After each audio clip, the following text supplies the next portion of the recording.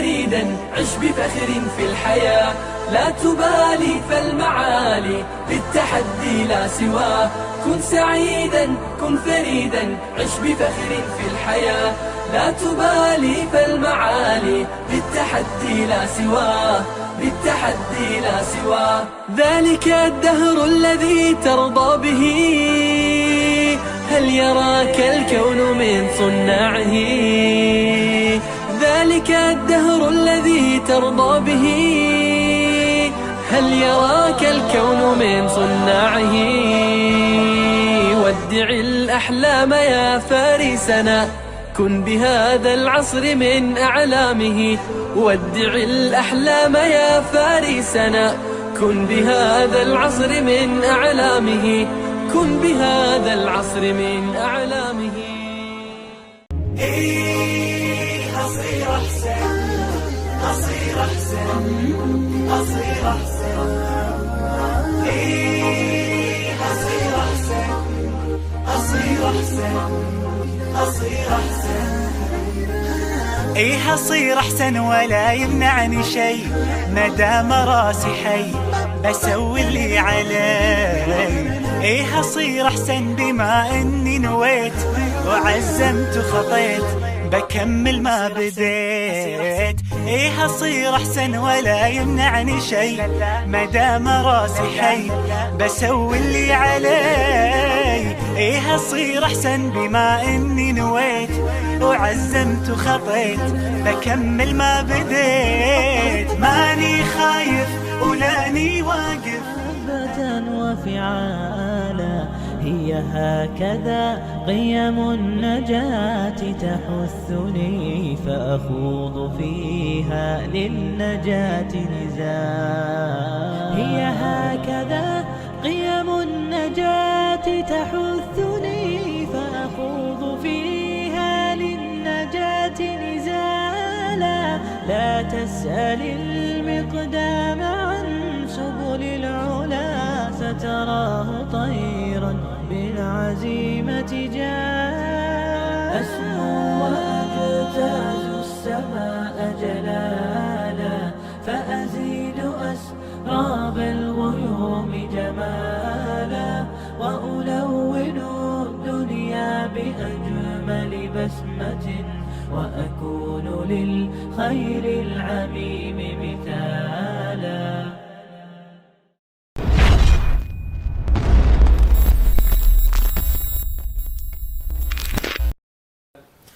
Bismillahirrahmanirrahim. Assalamualaikum warahmatullahi wabarakatuh. Innalhamdalillah assalatu wassalamu ala asrafil anbiya'i wal mursalin wa ala alihi wa sahbihi ajma'in amma ba'du. Alhamdulillahirabbil alamin. Segala puji bagi Allah yang telah menganugerahkan kita keimanan dan bersyukur kehadiratnya karena kita masih dapat diberikan nikmat Islam, nikmat sehat sampai saat ini. Dan Masya Allah ya, setelah kita berbulan-bulan lamanya menunggu kelas ini berlangsung, akhirnya kita dapat sampai hari ini dipertemukan dan diperjumpakan kembali oleh Allah di From the Earth to the Arsh bersama guru kita Abu Basam Umar Mita. Tapi sebelum kita masuk kelas perdana ini, hari pertama ini, mari kita melihat peraturan kelas From the Earth to the Arsh yang sudah dibuat oleh tim untuk kita taati bersama. Ya, mari kita simak di layar. Yang pertama adalah luruskan niat kita karena Allah agar kita dimudahkan dalam menuntut ilmu. Lalu yang kedua, periksalah jaringan internet dan mungkin kuotanya juga diperiksa kembali. Lalu silahkan menggunakan earphone atau headset untuk kualitas suara yang lebih bagus. Yang ketiga, untuk pertanyaan silahkan ditanyakan di dalam grup Telegram khusus di bit.ly/FTE_TTA_Q&A. Lalu yang keempat, setiap harinya akan ada kuis berhadiah merchandise dari Syamila Store. Yang kelima, akan ada juga soal pilihan ganda benar atau salah di mosfit.id dan akan mendapatkan hadiah terbaik juga bagi yang selalu mengikuti kelas dan menjawab pertanyaannya dengan benar. Yang keenam, mohon tidak menyebarluaskan link live streaming kepada siapapun. Yang ketujuh, mohon tidak merekam dalam bentuk apapun. Lalu yang kedelapan, siaran ulang video, podcast maupun PDF dapat diakses di mosfit.id dan itu bisa kita ulang-ulang dan kita murojaah kembali. Lalu yang terakhir, tidak kalah penting, siapkan buku dan catatan agar kita lebih mudah memahami apa yang kita bahas ilmunya pada kelas malam ini. Ya, tadi adalah peraturan kelas yang sudah dibuat dan mohon kita taati bersama. Saya pun juga seperti itu. Dan saya tidak berlama-lama di sini. Sepertinya juga guru kita sudah bersiap untuk masuk ke dalam kelas. Dan mari kita membaca basmalah bersama-sama. Bismillahirrahmanirrahim. Dan untuk mempersingkat waktu, maka saya serahkan kelas ini pada guru kita Abu Basam Umar Mita. Tafadhol Pak Guru.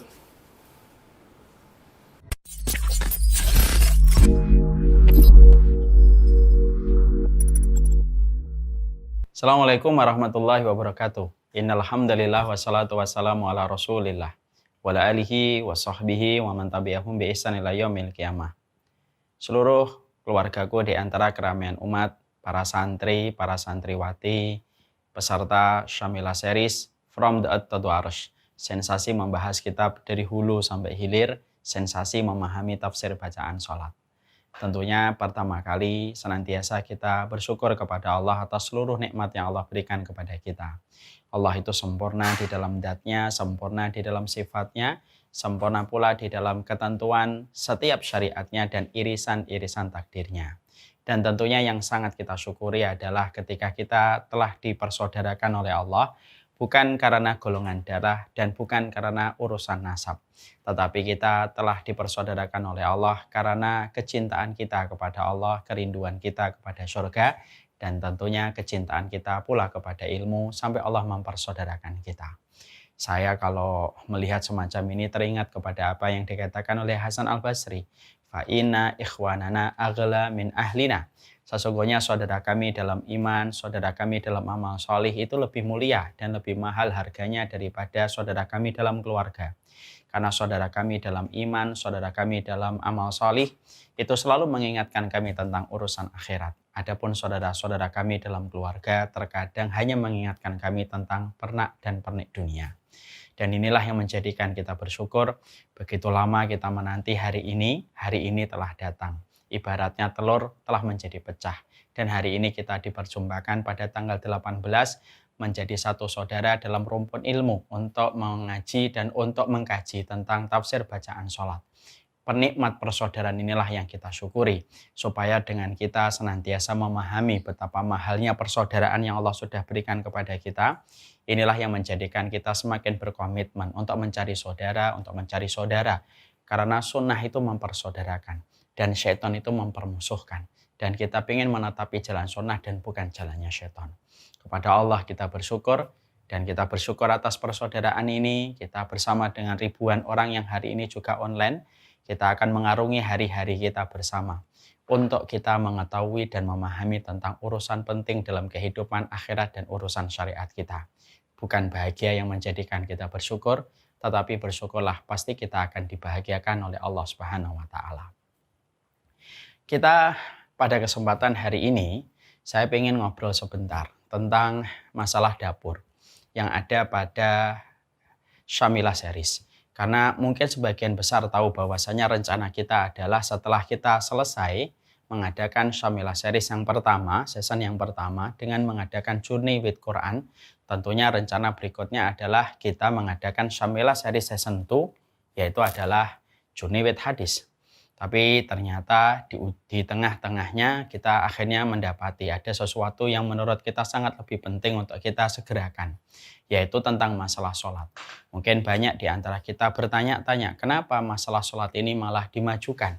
Journey with Hadis malah diakhirkan nanti insya Allah kalau tidak di bulan Februari, ya di bulan Maret. Kenapa kita kemudian mengedepankan Syamilah Series yang kedua tentang masalah From the Earth to the Arsh, sebuah judul dan sebuah tema yang sebenarnya menggambarkan tentang bagaimana kita mengevaluasi dan memuhasabah tentang sholat kita. Nah, tentunya ini perlu untuk kita ketahui apa sih pentingnya sholat, sampai kemudian kita harus kaji kembali, harus kita tadaburi keutamaannya, supaya kita betul-betul termotivasi memperbaiki sholat kita, dan kita tahu alasan-alasan inilah yang ingin kita sampaikan, kita ingin sharing poin-poinnya, supaya kita memahami kenapa alasan sholat untuk kita segerakan dan tidak layak urusan sholat untuk diakhirkan. Oleh karenanya, pada kesempatan ini, walaupun ini baru mukadimah, saya ingin sharing terlebih dahulu beberapa poin-poin yang menjadi pertimbangan-pertimbangan saya. Kenapa menyegerakan tentang masalah sholat menjadi program Syamillah Sadis yang kedua. Untuk menjadi jembatan pada program Syamillah Sadis yang ketiga, yaitu masalah tentang hadis. Kenapa kita kedepankan sholat ini? Saya ingin kita menyelami poin-poin keutamaan tentang sholat, supaya setidaknya ini akan memberikan kepada kita pencerahan, supaya kita paham. Masalah From the Earth to the Arsh itu bukan hanya sekedar sensasi judul, tetapi lebih dari sekedar judul. Karena ada banyak perkara yang sejatinya harus kita pahami. Yang pertama, kita tentunya harus paham. Kenapa saya memilih materi tentang sholat untuk kita kaji bersama? Karena sebenarnya tentang materi sholat ini yang kita berikan judul From the Earth to the Arsh, itu sebenarnya bukan hanya antum dan antuna yang membutuhkan. Kita semuanya, bahkan yang ngomong pun, saya sering berkata, saya pun membutuhkan tema ini. Karena masalah yang juga kita hadapi, pergulatan yang selalu kita hadapi adalah bagaimana kita melihat kualitas sholat kita. Tentunya bersama tim-tim yang ada di belakang yang juga mereka sangat membutuhkan materi ini. Inilah yang menjadikan kita betul-betul harus paham. Apa sih keutamaan dalam sholat? Kenapa harus disegerakan? Kenapa tidak bisa dan tidak layak untuk diundurkan masalah ini? Karena ada 5 perkara yang menjadi pertimbangan-pertimbangan kami, terutama saya secara khusus. Kenapa inilah yang menjadikan kami menyegerakan tentang sholat. Sekali lagi, From the Earth to the Arsh itu bukan hanya sensasi sekedar judul, tapi lebih daripada judul, karena ini merupakan sebuah kebutuhan mendasar kita dalam masalah kita terkoneksi dengan Allah yang bersemayam di atas arsy-Nya. Ada apa saja yang kita kemudian jadikan pertimbangan? Yang pertama yang kita jadikan pertimbangan, marilah kita lihat ilustrasi gambar di belakang. Ilustrasi ini menggambarkan tentang bagaimana suasana yang mencekam di padang mahsyar. Ilustrasi ini tentunya tidak mampu mewakili bagaimana sejatinya padang mahsyar kelak yang kita akan hadapi. Karena sejatinya padang mahsyar yang akan dihadapi oleh manusia ribuan kali lipat daripada apa yang bisa kami ilustrasikan dalam gambar. Tapi setidaknya saya ingin menyampaikan bahwasanya urusan mahsyar itu urusan berat. Urusan yang sangat mencekam. Bahkan saking mencekamnya urusan mahsyar, kita tidak mampu menggeser kaki kita kecuali diizinkan oleh Allah. Kita tidak mampu berbicara, la yatakallamuna illa man adina lahur rahman wa qala shawaba. Tidak ada yang bisa ngomong. Sampai kita ngomong, hey, itu pun tidak bisa kecuali diizinkan oleh Allah. Masing-masing kita akan berdiri di padang mahsyar selama jangka waktu 40 tahun menurut hitungan akhirat. Sakhisatan absarohum ila sama. Dengan kepala kita mendongakkan semacam ini selama 40 tahun tanpa berhenti, tanpa ada cuti semester, tanpa ada cuti liburan. 40 tahun kita akan berdiri di sebuah padang yang dikumpulkan seluruh manusia dari awal sampai akhir. Tanahnya sebagaimana adonan tepung, agak kemerah-merahan, yang tidak ada tanda untuk siapapun. Setiap mereka yang berdiri pada pengadilan Allah, maka sesungguhnya itu berdiri pada pengadilan yang sangat menegangkan. Tentunya padang mahsyar ini merupakan padang yang sejatinya pasti kita akan temui. Kita pasti akan berjodoh dengan padang mahsyar walaupun kita tidak tahu arah kemana kita akan ke sana, tapi yang pasti kita akan bertemu dengan padang mahsyar. Ketika kita mengetahui bahwasanya kita pasti akan mendatangi padang mahsyar, akan berjumpa dengan pengadilan Allah yang begitu detail, mencatat dan menginvestigasi apa yang telah kita lakukan, tahukah kita perkara apa yang sejatinya bisa menjadi investasi dan profit terbaik kehidupan kita. Dan tidak lain investasi terbaik itu adalah ketika nanti kita berdiri pada pengadilan Allah di padang mahsyar, investasi yang terbaik itu adalah urusan sholat kita apabila berkualitas di hadapan Allah. Makanya Rasulullah bersabda, Inna awwala ma yuhasabu bihil abdu as-shalah. Sesungguhnya pertama kali urusan yang akan dihisap oleh Allah itu adalah sholat. Fa in shaluhat sholahatil a'mal kullaha. Kalau sholatnya benar, maka yang lain pasti akan benar. Kalau sholatnya fasadat, dia rusak dengan berbagai macam sebab. Karena tidak mengetahui maknanya, mungkin tidak mentadaburi apa yang dia baca, atau karena kurangnya keikhlasan yang dia miliki. Kalau dia rusak, rusak seluruh amal yang lainnya. Jadi sesungguhnya Allah ketika melihat amal-amal kita yang lainnya, Allah perhatikan terlebih dahulu masalah sholat kita. Kalau sholat kita sudah berkualitas, maka Allah akan membantu mengkualitaskan amal yang lainnya. Tapi kalau kemudian amal-amal kita sudah rusak, maka yang lainnya pun akan menjadi rusak. Inilah perkara yang menjadikan kita berpikir, Masya Allah, investigasi Allah itu investigasi yang berat. Kalau kita tidak memperdulikan bagaimana urusan sholat kita dan bagaimana kualitas kehidupan sholat kita khawatir pada pengadilan Allah kita akan menyesal. Pada pengadilan Allah kita akan menggigit jari penyesalan. Karena kita tidak memanfaatkan sholat. Padahal sholat itu koneksi kita dengan Allah. Sholat itu bukan hanya sekedar gerakan yang dilakukan oleh tangan dan kaki kita. Tapi sholat itu menjadi indikator amal kita yang lainnya dalam kebaikan. Sholat itu bukan hanya sekedar ucapan Allahu Akbar dan diakhiri dengan salam. Tapi sholat itu indikator. Kalau itu sholatnya buruk, maka indikator amal kita pun akan lainnya menjadi buruk. Inilah yang menjadikan kita akhirnya memikirkan urusan sepenting ini tidak layak untuk diakhirkan. Sehingga kita kedepankan dan kita majukan. Alasan yang kedua, yaitu adalah alasan yang berkaitan tentang sungai. Perhatikan ini, sungai. Sholat itu ternyata sebagaimana mata air dan sungai. Yang mana mata air dan sungai itu bisa untuk membasuh kotoran-kotoran dan nokta serta daki yang ada di dalam kehidupan kita. Karena Rasulullah SAW bersabda kepada kita dalam salah satu riwayatnya, bahwasanya Nabi SAW itu mengatakan dalam hadisnya, dalam hadis tersebut Rasulullah mengatakan, apabila kalian di dalam kehidupan kalian itu mendapati ada satu di depan pintu rumah kalian itu ada sungai, lalu kalian mandi di dalamnya sehari 5 kali, maka apa yang kalian akan dapati? Apakah kalian masih kotor ketika kalian mandi di depan rumah kalian ketika ada sungainya? Maka kemudian para sahabat menjawab, kalau kami mandi ya Rasulullah, di depan rumah kami ada sungai yang bersih 5 kali dalam 1 hari, maka sesungguhnya pastilah kami tidak ada kotoran.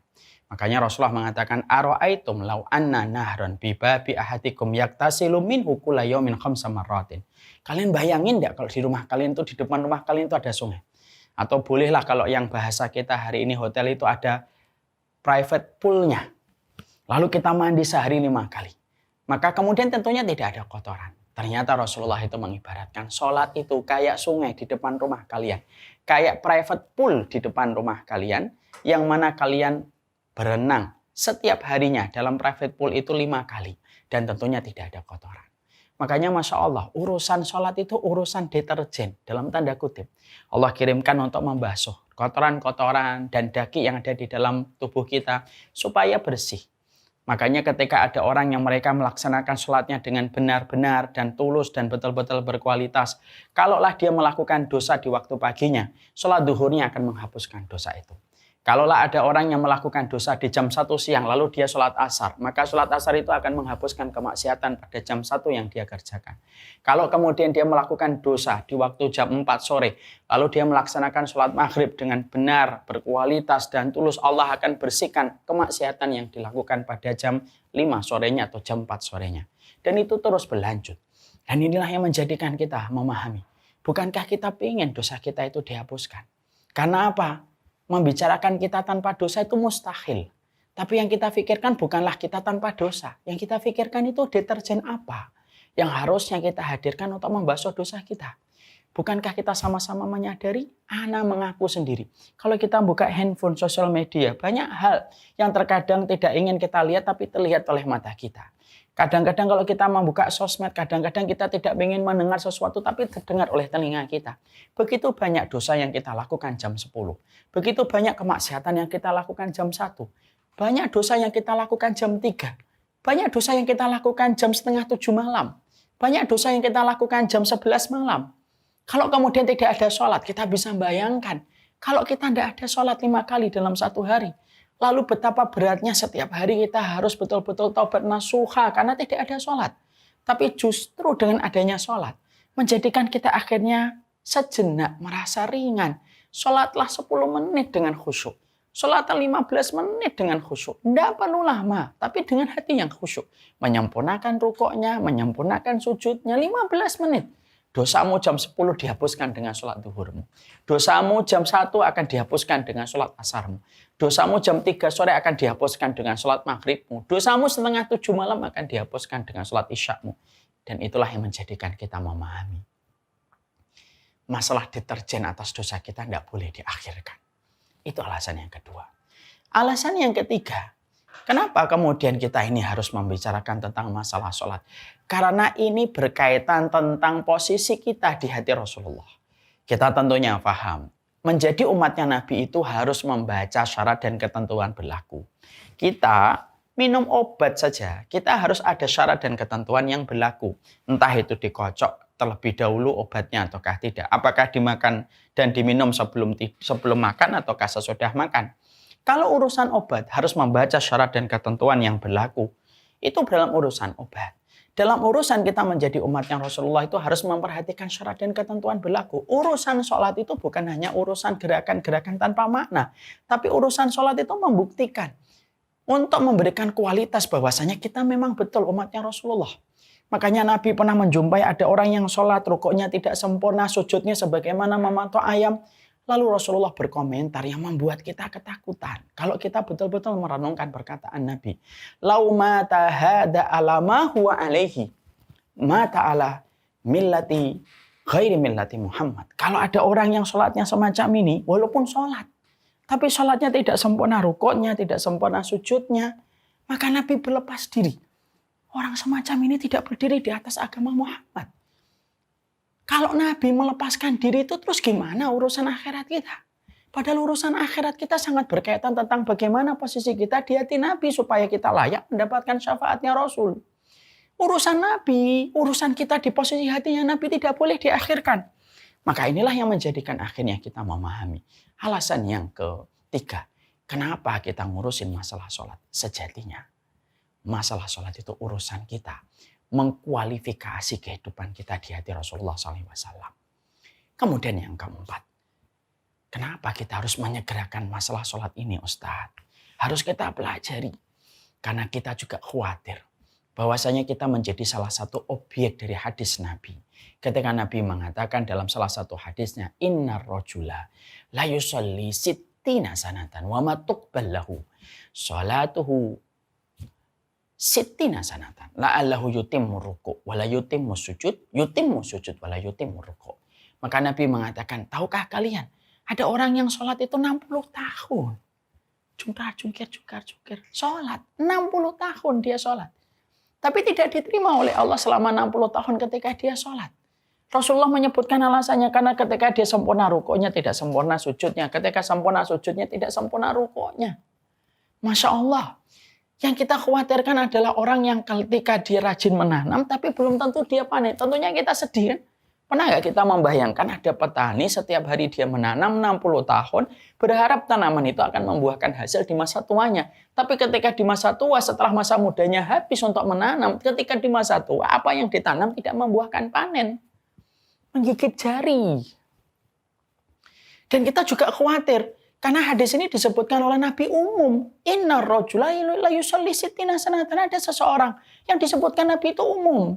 Bisa jadi saya, bisa jadi antum, bisa jadi orang-orang yang ada di belakang layar ini. Bisa jadi siapapun. Karena kita khawatir bahwasanya kita sholatnya tidak sampai diterima hingga 60 tahun.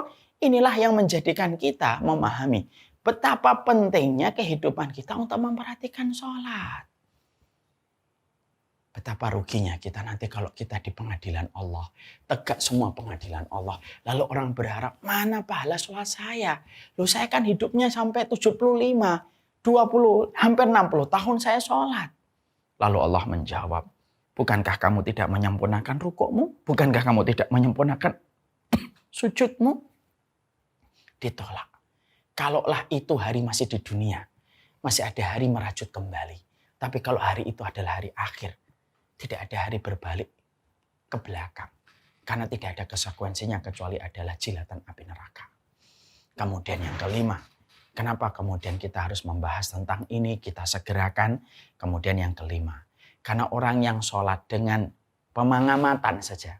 Ada kan orang sholat, kalau ditanya, kok bisa sholat dari mana? Ya memang dari orang tua saya, dari guru saya. tapi tidak pernah tahu apakah bagaimana berdirinya yang benar, apa maksud dari bacaan Al-Fatihah, bagaimana maksud dari suara ini dan suara itunya, dari bacaan ini dan bacaan itunya. Dia tidak pernah membahas. Sholat semacam ini pahalanya tidak sama dengan orang yang sholat. Dia memahami ilmunya, memahami ucapan takbirnya, memahami sami Allahu liman hamidah itu artinya apa. Allah bedakan pahalanya di sisi Allah kalau kedua-duanya itu ikhlas. Kenapa? Karena kita membaca dalil. Ya, qul hal yastawil ladzina la ya'lamuna wal ladzina la ya'lamun? Apakah sama antara orang yang tahu dengan orang yang tidak tahu? Tidak akan pernah sama. Dan kita ingin sholatnya kita mendapatkan nilai plus dengan ilmu yang kita ketahui, dengan tadabbur yang kita fahami, dengan makna yang kita mengerti dengan baik. Inilah 5 alasan kenapa kita mengikuti acara ini. From the earth to the arsh. Kenapa kita harus peduli dengan masalah sholat kita? Kalau masalah sholat itu bukan hanya masalah gerakan takbir diakhiri dengan salam. Karena sholat itu tidak hanya sebatas kita rukuk dan kemudian kita sujud. Tetapi sesungguhnya sholat itu berkaitan tentang urusan mahsyar kita.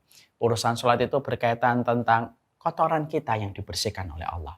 Urusan sholat itu berkaitan tentang posisi kita di hati Nabi. Urusan sholat berkaitan tentang pahala ketika kita sertai dengan ilmu. Dan urusan sholat itu berkaitan tentang bagaimana kita supaya terhindar dari ancaman 60 tahun menanam benih di dalam sholat tetapi tidak mendapatkan panennya. Inilah yang menjadikan kita akhirnya mengerti. Kita menyenglakan from the earth to the arsh.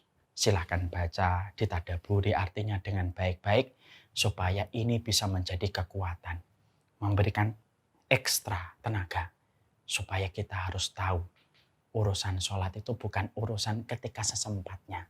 Urusan sholat itu urusan prime time. Urusan yang penting. Urusan sholat itu bukan urusan investasi recehan. Tapi investasi terbaikmu dan terbaikku dalam pengadilan Allah. Karena sholat indikator kebaikan amal dan sholat bisa menjadi indikator keburukan amal kita.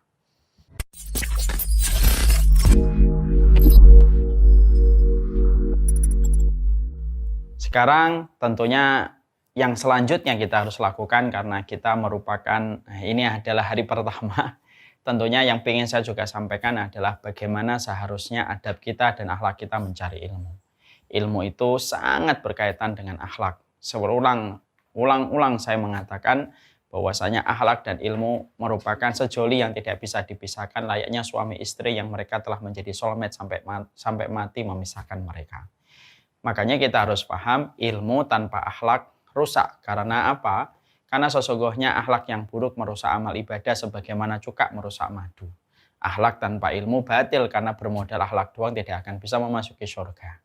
Inilah pentingnya kita pada kesempatan ini, pada Syamila Seri Season 2 From the Earth to the Arsh, saya harus menyampaikan adab-adab yang harus kita lakukan, adab-adab yang harus kita perhatikan, supaya betul-betul kita mengetahui apa yang harusnya dilakukan seorang penuntut ilmu. Karena penuntut ilmu tidak bisa disamakan dengan pemain bola. Penuntut ilmu tidak bisa disamakan dengan pemain bulu tangkis dan pingpong. Dan tidak bisa disamakan dengan orang yang hanya sibuk dengan main game. Seorang penuntut ilmu adalah penuntut ilmu. Di situ ada adabnya, di situ ada akhlaknya yang harus dia pahami dan harus dia mengerti. Supaya menjadi keberkahan dari apa yang dia pelajari. Makanya para ulama itu mengatakan hari ini, hari zaman ketika lembaran-lembaran begitu mudah didapatkan. Lembaran kita begitu gampang di-copy. Lembaran kita begitu mudah untuk di-download melalui PDF. Tetapi yang hilang itu adalah keberkahannya. Kalau zaman dulu, maka sesungguhnya lembarannya sulit. Mendapatkan download itu sesuatu yang tidak ada ketika pada zaman itu belum ditemukan. Tapi keberkahannya itu luar biasa. Yang kita cari adalah keberkahannya. Karena ilmu bukan hanya lembaran. Tapi ilmu sejatinya adalah berbicara tentang keberkahan. Membicarakan keberkahan itu sangat berkaitan tentang bagaimana proses akhlak dan adab yang harus kita perhatikan. Oleh karenanya, kita harus mengetahui bagaimana adab yang harus kita miliki ketika kita telah menjadi penuntut ilmu. Dalam perjalanan kita mengikuti Syamila Series From the Earth to the Arsh ini. Ada beberapa hal yang ingin saya sampaikan dan ini juga nasihat untuk saya. Yang pertama, jagalah niat. Pastikan bahwasanya tidak ada niat yang bertengger pada hati kita, kecuali adalah kita belajar ini untuk membebaskan kebutuhan kita di hadapan Allah. Imam Ahmad sudah berkata, al-ilmu la ya'diluhu syai'un idza shalahat niyatuhu. Sesungguhnya keutamaan mencari ilmu itu pahalanya gede yang tidak mampu ditandingi oleh apapun. Kalau orang yang mencari ilmu itu niatnya benar. Gimana sih niat itu menjadi benar, wahai Imam Ahmad, Abu Abdillah panggilan beliau? Beliau menjawab, idza yanwir rajul ayarfa'al jahlu an nafsihi. Kalau seseorang itu berniat ketika mencari ilmu supaya dia bebas kebodohannya di hadapan Allah, itulah niat itu benar. Kita ini mencari ilmu semata-mata untuk membebaskan kebutuhan kita di hadapan Allah, bukan untuk membanggakan dan bukan untuk merendahkan ataupun niat-niat yang batil selain dari Allah Subhanahu wa taala. Yang pertama. Yang kedua yang kita harus perhatikan di dalam mengikuti program Syamila Series From Data to Arsh, yang kedua adalah memperbanyak niat kita. Artinya niat kita ketika mencari ilmu dalam setiap malam ini jangan hanya satu, niatnya mencari ilmu. Karena kita akan mendapatkan pahala persis sesuai dengan niat yang kita tanam. Kalau engkau menanamnya satu, pahalanya itu yang kita dapatkan. Makanya para ulama berkata, jangan terlalu bakhil sama niat. Perbanyaklah niatmu karena pahalamu sebanding dengan niat yang engkau tanamkan. Niatlah kita ingin belajar, niatlah kita ingin mengetahui masalah sholat, berniatlah bahwasanya kita ingin memakmurkan umur kita di waktu malam dengan ketaatan, niatkanlah supaya menghindarkan kita dari berbagai macam kemaksiatan, niat kita supaya kita mendengar kalam Allah sebelum kita tidur. Semakin banyak niat yang kita tanam, maka semakin besar pahala yang kita peroleh karena Allah itu berinteraksi denganmu sesuai dengan niat yang kamu tanam. Makanya sampai Imam Ibnu Rajab itu berkata dalam kitabnya Jami'ul Ulum wal Hikam, ta'addudun niat, sesungguhnya memperbanyak niat itu merupakan ciri khasnya orang yang berilmu. Orang kalau tidak paham ilmu, niatnya cuma satu. Karena dia tidak tahu bahwasanya pahala itu diberikan sesuai dengan niat yang ditanam. Orang yang berilmu adalah orang yang memperbanyak niat dalam satu ibadah, supaya dia mendapatkan pahala yang utama dan pahala-pahala tambahan sebagaimana tambahan niat yang dia miliki. Ustadz, contohin dong niat yang banyak kalau kita belajar from data to arsh itu apa? Oke, saya akan sampaikan. Satu, niatkan kita supaya kita memahami ilmu. Dua, supaya kemudian kita meningkatkan kualitas sholat kita. Tiga, supaya kita dikenal Rasulullah dengan sholat kita yang bertambah. 4, supaya dosa-dosa kita akan dihapuskan oleh Allah ketika kita berkualitas di dalam sholat kita. 5, supaya kemudian hari-hari kita dan waktu malam kita tidak sibuk dengan kemaksiatan ketika kita sibuk di depan layar untuk belajar tentang masalah sholat kita. 6, supaya kemudian kita ada berkahnya sebelum tidur ketika yang menyibukkan kita itu Allah dan Rasulnya dalam setiap ayat dalam setiap ayat dan hadisnya. Nah, itulah 7 yang bisa kita datangkan. Silahkan kalian berimprovisasi terhadap niat-niat yang ada, karena sesungguhnya Allah itu berinteraksi pada hatiku dan hatimu sesuai dengan niat yang kita miliki. Yang ketiga, bersungguh-sungguh di dalam belajar.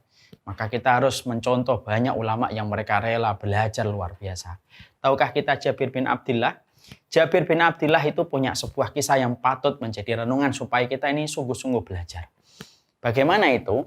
Yaitu Jabir bin Abdillah itu pernah mendengar satu hadis disampaikan di kota Madinah. Yuhsyarun nas khufatan uratan gullan. Manusia nanti akan dikumpulkan dalam kondisi telanjang kaki, telanjang pakaian dan tidak berkhitan. Langsung Jabir bin Abdillah tanya, apakah kamu mendengar itu dari Nabi? Ya sami'tahu minan Nabi? Kemudian orang itu menjawab, la sami'tuhu min Abdillah bin Unaisin. Saya mendengarnya dari Abdullah bin Unaisin. Loh, Abdullah bin Unais ada di mana? Oh, di Syam. Padahal perjalanan Madinah dengan Syam 1 bulan perjalanan. Melewati dinginnya malam, melewati teriknya matahari. Mungkin kalau kita yang mendengarnya, sudahlah. Ya, penting itu dari seorang sahabat yang solih. Cukup. Tapi tidak berlaku bagi seorang Jabir. Jabir pulang ke rumahnya, dia menukar beberapa barang, dia barter untuk membeli kuda. Dia melakukan perjalanan dari Madinah ke kota Syam. Hanya untuk mendengar Abdullah bin Unaisin. Dan ketika ketemu dengan rumahnya Abdullah bin Unaisin, kemudian bertanya, apakah benar kamu mendengar Rasulullah mengucapkan, manusia nanti akan dikumpulkan pada hari kiamat dalam kondisi telanjang kaki, telanjang pakaian, dan tidak berkhitan? Maka Abdullah bin Unaisin mengatakan, bala, betul, aku mendengarnya. Setelah itu langsung kemudian Jabir bin Abdullah setelah itu balik lagi ke kota Madinah. Dan Abdullah bin Unais itu kaget. Kamu datang sejauh ini dari kota Madinah ke kota Syam hanya untuk mendengarkan satu hadis? Iya. Berapa total yang dibutuhkan oleh Jabir bin Abdullah untuk mendapatkan satu hadis? 2 bulan. Itu melihat kesungguhan para ulama ketika mereka itu bersungguh-sungguh di dalam belajar. Kita mendapati Sa'id bin Musayyib itu luar biasa di dalam belajar. Imam Ahmad sampai mengelilingi dunia untuk mencari para perawi-perawi hadis yang beliau hafalkan. Itu menunjukkan kepada kita, ayo kita bersungguh-sungguh. Ini bukan masalah bahwasanya ini adalah sensasi ketika kita mendaftar. Tapi pastikan bahwasanya ini merupakan urusan besar. Dan kita harus memberikan kesungguhan. Ilmu la yu'tika syai'an hatta yu'tika minal juhdi wal juhd. Ilmu tidak akan memberikan kepadamu sesuatu sampai kamu memberikan pengorbanan kepada ilmu yang kamu pelajari. Itu yang ketiga. Yang keempat, jangan sampai kita bakhil membelanjakan ilmu. Dan sampai kita kemudian bakhil ketika membelanjakan ilmu. Khalaf bin Hisham dalam salah satu kitab Ma'rifatul Qurra mengatakan bahwasanya saya pernah menghabiskan uang 80.000 dirham hanya untuk menyelesaikan satu bab dalam masalah nahwu. Itu menunjukkan kepada kita bahwasanya membutuhkan harta yang terbaik yang kita berikan di jalan Allah supaya kita mendapatkan ilmu. Kita juga mendapati dari Yahya bin Ma'in, kemudian beliau ketika wafat meninggalkan 100.000 dirham untuk Yahya. Namun kemudian Yahya bin Ma'in itu menghabiskan belanjaan itu 100.000 dirham hanya untuk kemudian belajar hadis. Dan tidak ada yang tersisa. 100.000 dirham untuk belajar hadis. Itu menunjukkan kepada kita di dalam kitab Tahdhibut Tahdhib oleh Imam Ibnu Hajar. Bahwasanya di dalam ilmu kita harus rela untuk berkorban hatta dengan apa yang kita miliki dalam masalah harta. Kemudian yang keempat, tolong dijaga ketakwaannya, kemaksiatannya harus dihindari. Selama perjalanan kita harus berkomitmen untuk meninggalkan maksiat. Lagu-lagu musik dihentikan. Berbagai macam gibah-gibah dan infotainment dihentikan dulu. Karena kita teringat kepada apa yang disampaikan oleh Allah di dalam surat Al-Baqarah 282. Wattaqullaha wa yu'allimukumullah. Bertakwalah kamu kepada Allah. Kalau kamu sudah bertakwa, Allah yang akan ngajarin kamu apa yang kamu tidak ketahui. Kemudian yang berikutnya, tentunya jangan banyak berdebat. Nanti kalau kita sudah tahu ini, jangan kita kira kalau kita mempelajari from the earth to arus, sensasi memahami tafsir bacaan sholat, berarti rumpun ilmu malah sholat sudah selesai. Jangan. Masih sedikit sekali ilmu yang kita pelajari dibandingkan samudra ilmu yang disampaikan para ulama tentang masalah sholat. Kita hanya membahas globalnya. Makanya jangan sampai kemudian kita jumawa, merasa besar, lalu kemudian kita berdebat. Banyak berdebat itu mengkeraskan hati. Maka jangan berdebat dan saya tidak rela. Apa yang saya sampaikan pada Syamilah Series ini hanya dipakai untuk berdebat kepada orang-orang yang tidak sama dengan apa yang kita pelajari. Jangan begitu. Kemudian yang berikutnya, jangan sombong. Kalau sudah mendapatkan ilmu, jangan sombong. Ketemu temannya, bapaknya, ibunya, jangan sombong. Maka kita harus paham, derajatnya orang ketika belajar ilmu itu ada 3. Al-ilmu salah satu asbar. Ilmu itu punya 3 tingkatan. Faman dakhalaha fi syibril awal, orang yang baru memasuki tahapan yang pertama, biasanya takabbar, sombong, dia jumawa. Dia pandang semuanya itu lebih rendah daripada dirinya. Itu yang pertama. Kalau dia terus belajar, faman dakhalaha fi syibri tsani, kalau dia memasuki pada tahapan yang kedua, tawadhu'a, dia kemudian akan menjadi rendah hatinya. Kalau dia terus belajar, pada dakhala fi syibri salis, dia masuk pada tahapan yang ketiga. Kalau masuk pada tahapan yang ketiga, alima annahu ma ya'lam, barulah dia sadar kalau dia tidak tahu apa-apa. Makanya tolong tinggalkan kesombongan. Di dalam kemudian kita belajar supaya betul-betul kita memahami apa yang harusnya kita lakukan dan apa yang kita kerjakan. Janganlah kemudian kita menjadi sombong dengan apa yang kita pelajari. Karena itu sejatinya akan merusak kehidupan apa yang kita dapatkan, akan merusak dari apa yang kita pelajari. Dan itulah yang harusnya kita mengerti. Kemudian yang berikutnya tentunya Imam Mujahid pernah berkata, la yata'allamul ilma mustahin wala mustakbir. Sesungguhnya 2 orang yang tidak akan pernah mendapatkan ilmu, orang yang pemalu dan orang yang sombong. Kemudian yang ketujuh, tolong setiap video diperdengarkan. Kalau memang tidak sempat di waktu malam, tolong didengarkan. Bukan karena sekedar kita bisa bayar uang registrasinya. Jangan itu, harus didengarkan. Mana yang kemudian betul-betul kita harus dengarkan dengan baik. Bukankah Allah sudah menyampaikan kepada kita, alladzina yastami'unal qaula fayattabi'una ahsanah ulaika alladzina hadahumullah. Orang yang datang itu adalah orang yang mendengarkan perkataan dan mengikuti yang terbaik. Berarti harus mendengarkan. Jangan sampai kemudian kita meremehkan, melalaikan, mentang-mentang kita sudah bayar, lalu kemudian kita tidak mendengarkan dengan baik. Dengarkan. Kalau memang malamnya tidak bisa, bukankah kami sudah menyediakan fasilitas bisa diperdengarkan di waktu siang? Dengarkanlah. Supaya kita betul-betul memberikan takzim, memberikan penghormatan kepada ilmu dengan kita mendengarkan. Kemudian ketika mendengarkan, yang berikutnya yang ke-8, diam. Jangan banyak ngobrol, jangan membuka handphone dulu sebentar aja, cuma 1,5 jam. Karena apa? Wa idza quri'al Qur'an fastami'u lahu. Kalau kemudian Quran sedang diperdengarkan, maka dengarkanlah. Para ulama menyampaikan sampai masalah ilmu pun harus diperdengarkan. Saya pernah baca satu riwayat, ada suatu sahabat digigit kalajengking, dia diem sampai bengkak kakinya. Ada sahabat di belakang dia, lalu melihat sahabat itu digigit kalajengking, lalu kemudian ngingetin, kamu digigit kalajengking. Tapi sahabat itu tetap diam sampai bengkak kakinya. Setelah Rasulullah selesai, barulah dia itu ngambil kalajengkingnya dan dibuang. Lalu orang itu berkata, kenapa kamu tidak buang dari tadi? Orang itu berkata, aku tidak enak ketika kalimat Allah dan hadis-hadis Rasulullah sedang diperdengarkan, aku sibuk dengan urusanku yang sebenarnya tidak sebanding dengan urusan besar dari kalimat Allah dan hadis Rasulullah. Diamlah. Kemudian banyaklah berdoa. Sembari kita mempelajari waktu-waktu yang kita akan pelajari dalam sholat, minta supaya ilmu ini menjadi ilmu yang barokah. Allahumma inni as'aluka ilman nafi'an wa rizqan thayyiban wa amalan mutaqabbala. Atau kita bisa mencontoh doanya Nabi Musa. Rabbi zidni ilma warzuqni fahma. Karena doa itu perisai, karena doa itu senjata. Karena sesungguhnya banyak kelemahan dikuatkan oleh Allah karena doa. Banyak orang yang kekurangan tapi dicukupkan oleh Allah dengan doa. Banyak orang yang lambat dipercepat oleh Allah dengan doa. Maka sesungguhnya adabnya adalah banyak berdoa.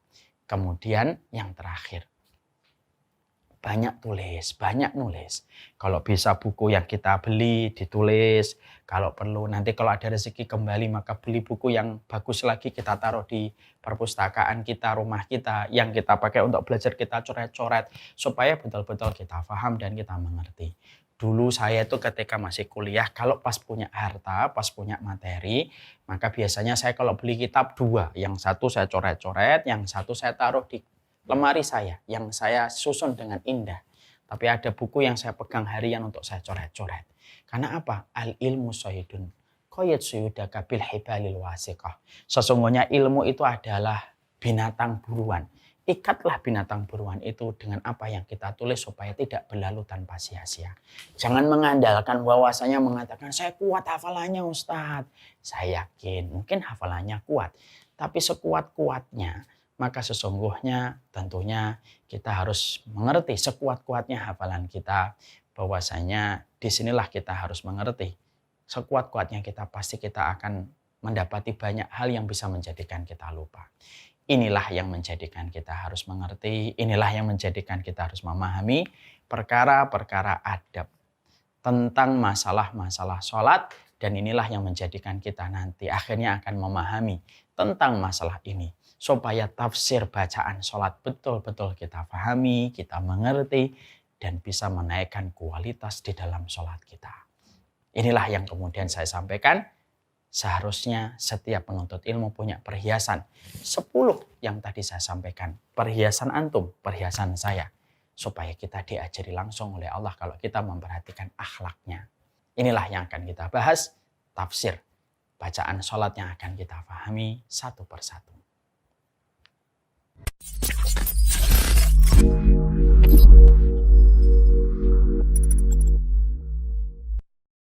Sekarang kita akan menuju kepada step berikutnya. Setelah kita membahas kenapa kita harus mengikuti sebuah Syamilah series From the to Arash untuk membahas tentang masalah tafsir bacaan sholat kita. Kita juga sudah membahas yang kedua bagaimana kita di dalam adab dan akhlak yang kita perhatikan. Mengikuti sensasi kajian Syamilah series yang harus kita perhatikan karena status kita seorang penuntut ilmu.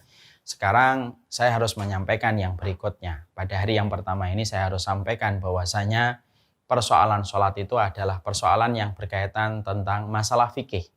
Tentunya kita paham ada sedikit perbedaan tentang akidah dan ada perbedaan tentang masalah fikih. Kalau dalam masalah akidah tentunya warna yang ditimbulkan hanyalah dua, hitam dan putih. Adapun masalah fikih itu ternyata memiliki banyak warna, tidak hanya hitam dan putih. Disinilah saya ingin menyampaikan bahwasanya ada beberapa hal yang harus kita pahami ketika kita belajar tentang fikih. Karena sholat ini sekali lagi persoalan dan permasalahannya tentang masalah fikih. Jadi ada beberapa hal yang kita harus pahami ketika kita memahami perbedaan para ulama. Karena kita mengerti kalau perbedaan para ulama ketika kita belajar fikih tidak kita pahami. Yang kita khawatirkan ilmu itu akan membuat kita menikmati permusuhan. Tentunya bukan permusuhan yang harusnya kita nikmati sebagai penuntut ilmu. Kita paham sunnah itu mempersaudarakan. Setan mempermusuhkan dan kita ingin memadamkan seluruh usaha yang dilakukan setan ketika ingin menjadikan kita saling bermusuhan. Cara memadamkan strateginya setan yang selalu tidak pernah letih membuat kita bermusuhan di antara orang yang beriman, salah satunya ikhtiar yang kita lakukan sebagai penuntut ilmu, belajarlah memahami perbedaan-perbedaan yang ada di dalam Islam supaya ilmu yang kita dapatkan sebagaimana benih yang tumbuh di atasnya pohon yang rindang dan buahnya manis dan tidak melukai setiap orang. Dan jangan menjadikan ilmu kita sebagaimana benih yang menumbuhkan pohon-pohon yang berduri dan buah-buah yang pahit yang sejatinya tidak bermanfaat bagi orang-orang di sekitarnya. Maka inilah yang menjadikan kita harus belajar bagaimana sikap kita ketika kita seorang penuntut ilmu dalam masalah fikih. Sekali lagi, sholat itu termasuk bagian dari persoalan yang berkaitan tentang fikih. Sebelum kita membahas bagaimana kita mempelajari para ulama ketika mereka berbeda pendapat, tentunya kita harus paham perbedaan itu ada dua. Yang pertama, ada perbedaan dalam masalah akidah yang disepakati oleh para ulama. Perbedaan di dalam masalah akidah tentunya perbedaan yang harus disikapi dengan ketegasan. Persis dengan apa yang tadi saya sampaikan, hitam dan putih. Kalau tidak putih, hitam, dan sikap kita harus tegas. Beriman kepada Allah, beriman kepada Rasul, beriman kepada hari akhir, beriman kepada takdir, itu termasuk persoalan-persoalan di bidang akidah yang kita sikapi dengan ketegasan. Siapapun yang mereka masih mengandung pemikiran mereka sekulerisme, liberalisme, mengkafirkan para sahabat, dan seluruh perkara yang berkaitan tentang akidah, ketegasan itulah yang kita harus perlihatkan. Hitam atau putih kalau berkaitan tentang apa yang disepakati oleh para ulama dalam masalah akidah. Ada perbedaan yang kedua yaitu perbedaan dalam masalah fikih. Perbedaan yang sejatinya harus kita hormati. Tidaklah yang tercela itu perbedaan. Karena kita harus paham para ulama sudah sering menyampaikan. Yang dibenci bukanlah perbedaan. Tetapi yang dibenci adalah pertikaian dan permusuhan. Makanya kalau ada seseorang ketika mereka menafikan perbedaan tetapi justru memusuhi dan bertikai, itulah yang kita hindari. Dan kita harus memahami tentang masalah sepenting ini, memahami perbedaan-perbedaan fikih. Karena saya yakin dalam apa yang nanti saya jelaskan dalam masalah sholat terjadi perbedaan. Mungkin ada yang berkata, kok saya belajarnya begini, saya belajarnya begini. Saya harus menyampaikan tentang masalah perbedaan ini supaya kita diberikan kelapangan hati, diberikan kelapangan jiwa kita, lalu kita mampu menempatkan diri kita di antara perbedaan-perbedaan yang sejatinya perbedaan itu sudah kita dapatkan dari para ulama terdahulu. Ada yang menggerak-gerakkan, ada yang tidak menggerakkan. Ada yang habis rukuk, kemudian dia lurus. Ada yang habis dia rukuk, kemudian dia sedekap. Ada yang begini, ada yang menaruh di atas dada, ada yang menaruh di atas perut. Semua itu ada perbedaan-perbedaan yang kalau kita sikapi dengan kita mengetahui perbedaan-perbedaan yang ada di antara para ulama, itulah yang akan menjadikan kita lapang. Kita tidak mudah memvonis, kita tidak mudah menghujat, dan kita tidak mudah untuk merendahkan orang lain dengan mengatakan orang lain itu tidak punya ilmunya. Seakan-akan kita dan ustadz kita gudang ilmu dan lainnya itu tidak ada gudang ilmunya. Dan ini sikap yang sejatinya membuat kita sedih. Bertambahnya majelis taklim tetapi bertambah suburnya permusuhan yang sering kita jumpai. Nah inilah yang menjadikan saya pada Kesempatan hari yang pertama ini saya juga ingin menyempurnakan pertemuan kita. Pada kesempatan kali ini yang perdana, saya ingin menyampaikan bagaimana menyikapi perbedaan-perbedaan. Tentunya kita harus punya komitmen bahwasanya kita mengikuti pendapat yang paling kuat, pendapat yang paling arjah. Tapi pendapat yang paling kuat ini terkadang harus berhadapan dengan pendapat-pendapat yang lainnya. Dan inilah yang harus kita mengerti bagaimana ilmunya. Kita sering ditanya, Ustadz, merasa paling benar itu salah atau benar? Dan bagaimana menempatkan perasaan merasa paling benar? Saya selalu menjawab, perasaan paling benar itu hukumnya wajib. Kenapa merasa paling benar itu hukumnya wajib? Karena sesungguhnya apa yang kita pilih sampai kita yakini dan kita amalkan harus betul-betul karena kita merasa bahwasanya apa yang kita pilih itulah paling yang benar. Tetapi merasa paling benar itu ada dua kelompok. Ada kelompok yang pertama, kelompok yang mereka itu ketika merasa paling benar dengan apa yang dia pilih, dia sesatkan, dia hujat, dia vonis, dan dia taburkan berbagai macam penodaan kehormatan bagi siapapun yang tidak sama dengan pilihan yang dianggap paling benar. Ada kelompok yang semacam ini.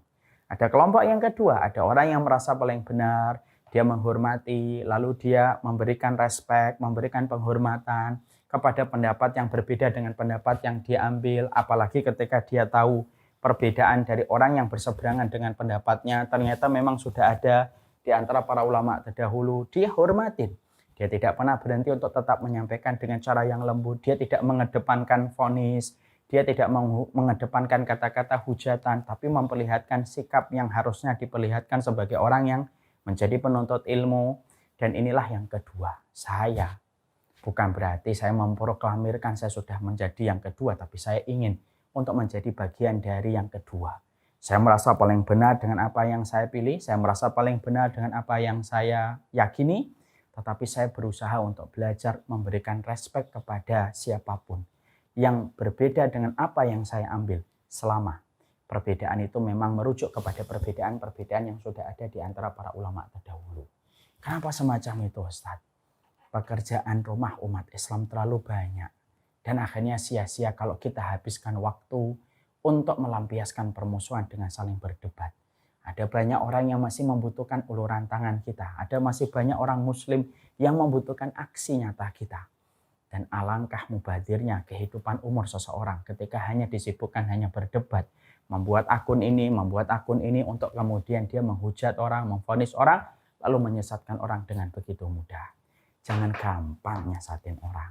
Kenapa? Yang kita harus pahami, kita seorang thalibul ilmi, penuntut ilmu itu harus berkomitmen supaya kita tidak memiliki sifat khawarij dalam kehidupan kita mempelajari ilmu. Apa itu khawarij? Satu kelompok yang sudah diingatkan oleh Rasulullah. Bahwasanya mereka adalah orang yang sangat rajin ibadah. Baik yang wajib ataupun yang sunnah. Bacaan Quran kita tidak mampu menandingi bacaan Quran dia. Puasa kita tidak mampu menandingi puasa dia. Tapi mereka telah keluar dari Islam sebagaimana panah keluar dari busurnya. Gimana sifat mereka? Seiring dengan semangat mereka beribadah, seiring itu pula mereka gampang untuk menyesatkan siapapun yang tidak sama dengan pendapat yang dia pilih. Persis pernah terjadi pada zaman Rasulullah. Ada seorang yang bernama Dzul Khuwaisirah yang berani untuk memvonis Nabi dengan mengatakan, "Fa wallahi inna hadhihi laqismah ma'adala fiha wa la yubtagha bihi wajhullah." Ketika Nabi membagi ghanimah, ada salah satu kabilah yang diberikan oleh Nabi dengan pembagian ghanimah yang lebih banyak. Ketika itu diketahui oleh Dzul Khuwaisirah karena tanpa bertanya, tanpa tabayun, tanpa istifsar, tanpa cross check, tanpa memastikan apa yang sebenarnya terjadi, langsung dia memvonis Nabi dari belakang. Sesungguhnya pembagian ghanimah yang dilakukan Nabi pembagian yang tidak adil dan tidak diniatkan untuk wajahnya Allah. Inilah ciri khasnya orang Khawarij. Gampang untuk memvonis, gampang untuk menghujat. Terutama terhadap perkara-perkara yang berseberangan dengan apa yang dia pilih. Nah, inilah yang menjadikan saya pada kesempatan yang perdana ini. Karena sekali lagi, masalah fikih itu adalah masalah sholat itu masalah fikih. Makanya saya perlu sekali untuk menyampaikan bagaimana sikap kita memahami tentang perbedaan para ulama. Karena berbeda itu biasa. Tetapi yang luar biasa dibenci oleh Allah itu bukan berbeda. Tetapi yang sangat dibenci oleh Allah adalah pertikaian dan permusuhan. Yang salah satu sebabnya Karena kita tidak memahami kulturnya para ulama terdahulu ketika mereka berbeda pendapat. Maka inilah yang menjadikan kita harus memahami kenapa sih para ulama fikih bisa berbeda pendapat, Ustaz? Kenapa masalah sholat itu bisa berbeda? Dan ketika kita dulu pada zaman mungkin masih fanatik, banyak masyarakat kita yang masih taklid dan fanatik buta, sering sekali mengidentifikasi orang dari pilihan-pilihan dalilnya di dalam sholat. Maaf ya, saya akan sampaikan sedikit contoh. Bukankah dulu waktu 20 tahun yang lalu, 15 tahun yang lalu, sering sekali masyarakat kita itu mengidentifikasi seseorang itu berdasarkan pilihan dalilnya di dalam sholat. Kalau orang itu membaca Allahumma ba'id, langsung disebut Muhammadiyah. Kalau dia membaca Kabira, ini orang NU. Kalau dia membaca Bismillahnya dengan suara yang keras, ini NU. Kalau dia tidak membaca Bismillahnya dengan suara yang keras tetapi dengan lirih, ini orang Muhammadiyah. Kalau dia kunut, dia NU. Kalau dia tidak kunut, Muhammadiyah. Padahal sejatinya kalau kita faham perbedaan, tentunya kita tidak akan mengidentifikasi manusia hanya karena pilihan dalilnya. Karena pada dasarnya, selama kita berada pada bingkai akidah Ahlussunnah wal Jamaah dalam perkara-perkara pokok akidah yang kita sepakati, sebenarnya kita ini adalah saudara. Dan sunnah itu mempersaudarakan di antara kita. Sekarang mari kita memahami perbedaan. Kalaulah setiap perbedaan itu harus disikapi dengan permusuhan, maka tidak ada lagi yang tersisa dalam persaudaraan kita. Sekarang kita harus mengerti kenapa para ulama-ulama fikih itu berbeda pendapat. Setidaknya ada 8 faktor yang menjadikan para ulama itu berbeda pendapat. Yang mana kalau kita tahu, walaupun saya tidak membahas detail karena kita ini bukan kajian tentang masalah fikih, tapi kita membahasnya secara sederhana, secara singkat dan global hanya untuk menggambarkan kenapa para ulama itu berbeda pendapat, supaya kita memiliki kelapangan hati menyikapi perbedaan itu. Supaya materi sholat yang akan kita bahas jangan sampai malah menimbulkan debat. Malah suka kita berkata, loh kok begini, loh kok dulu saya tidak belajar tidak begini, kok saya dulu dari ustadz saya nggak begini. Ini masalah fikih, dan masalah fikih itu sekali lagi banyak istihad, banyak sekali ragam dalil-dalil yang disampaikan oleh para ulama, dan itulah yang kita pahami. Dengan itulah kita harus belajar untuk menghargai satu dengan yang lainnya, sembari kita berkomitmen untuk mengambil pendapat yang paling kuat. Sekarang Ustadz, apa saja hal-hal yang kemudian kita harus pahami tentang perbedaan para ulama? Perbedaan para ulama itu bermacam-macam. Pertama, kadang-kadang dalilnya sama, tetapi cara memahami dalil itu bisa berbeda. Dalilnya sama, sebagaimana kita menjumpai satu riwayat ketika Nabi memerintahkan para sahabat untuk kemudian pergi ke Bani Quraidah, salah satu kabilah Yahudi yang berkhianat dalam perang Ahzab. Nabi kemudian bersabda, la yusalliyanna ahadukum al-asra illa fi Bani Quraidah. Satu pasukan yang diutus oleh Nabi, Rasulullah bersabda, jangan sekali-kali sholat asar kecuali sudah sampai di Bani Quraidah. Para sahabat mendengar apa yang diucapkan Nabi. Semua para sahabat mendengar itu. Bergeraklah pasukan itu menuju ke Bani Quraidah yang telah mereka ketahui. Mereka berjalan menuju ke Bani Quraidah. Tetapi apalah daya, di tengah perjalanan waktu asar mau habis. Padahal Bani Quraidah masih jauh. Maka kemudian para sahabat itu berbeda pendapat. Sebagian para sahabat sholat asar di perjalanan walaupun masih jauh dari Bani Quraidah. Sebagian para sahabat itu menunggu waktu. Saya akan sholat nanti ketika di Bani Quraidah saja. Masya Allah. Sebagian sholat, sebagian menunggu. Sebagian akhirnya mereka itu baru sholat asar ketika sudah sampai di Bani Quraidah. Dan itu terjadi ketika sudah keluar waktu asar.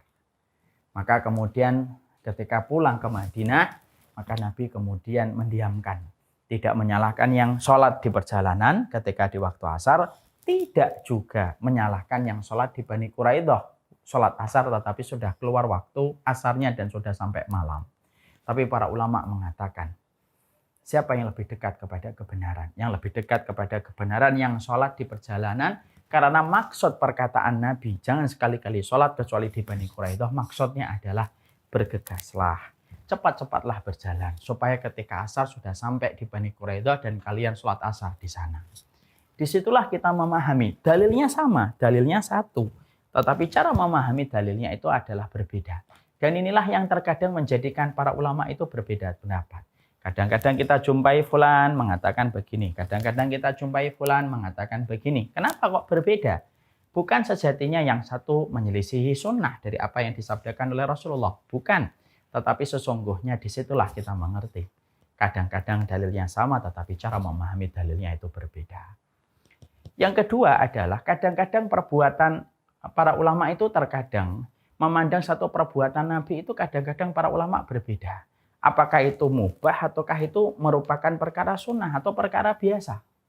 Seperti ketika Nabi Shallallahu Alaihi Wasallam ketika beliau itu selalu ramal ketika tawaf. Ramal itu apa? Lari-lari kecil ketika tawaf. Pada 3 putaran yang pertama. Sebagian para ulama mengatakan ramal itu bagian dari sunnah.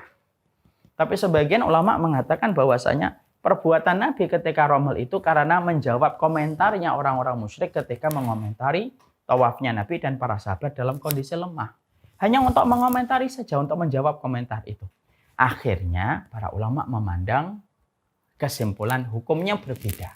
Karena mereka berbeda cara memahami tentang apa yang sampai kepada mereka dari dalil-dalil yang datang dari hadis Nabi.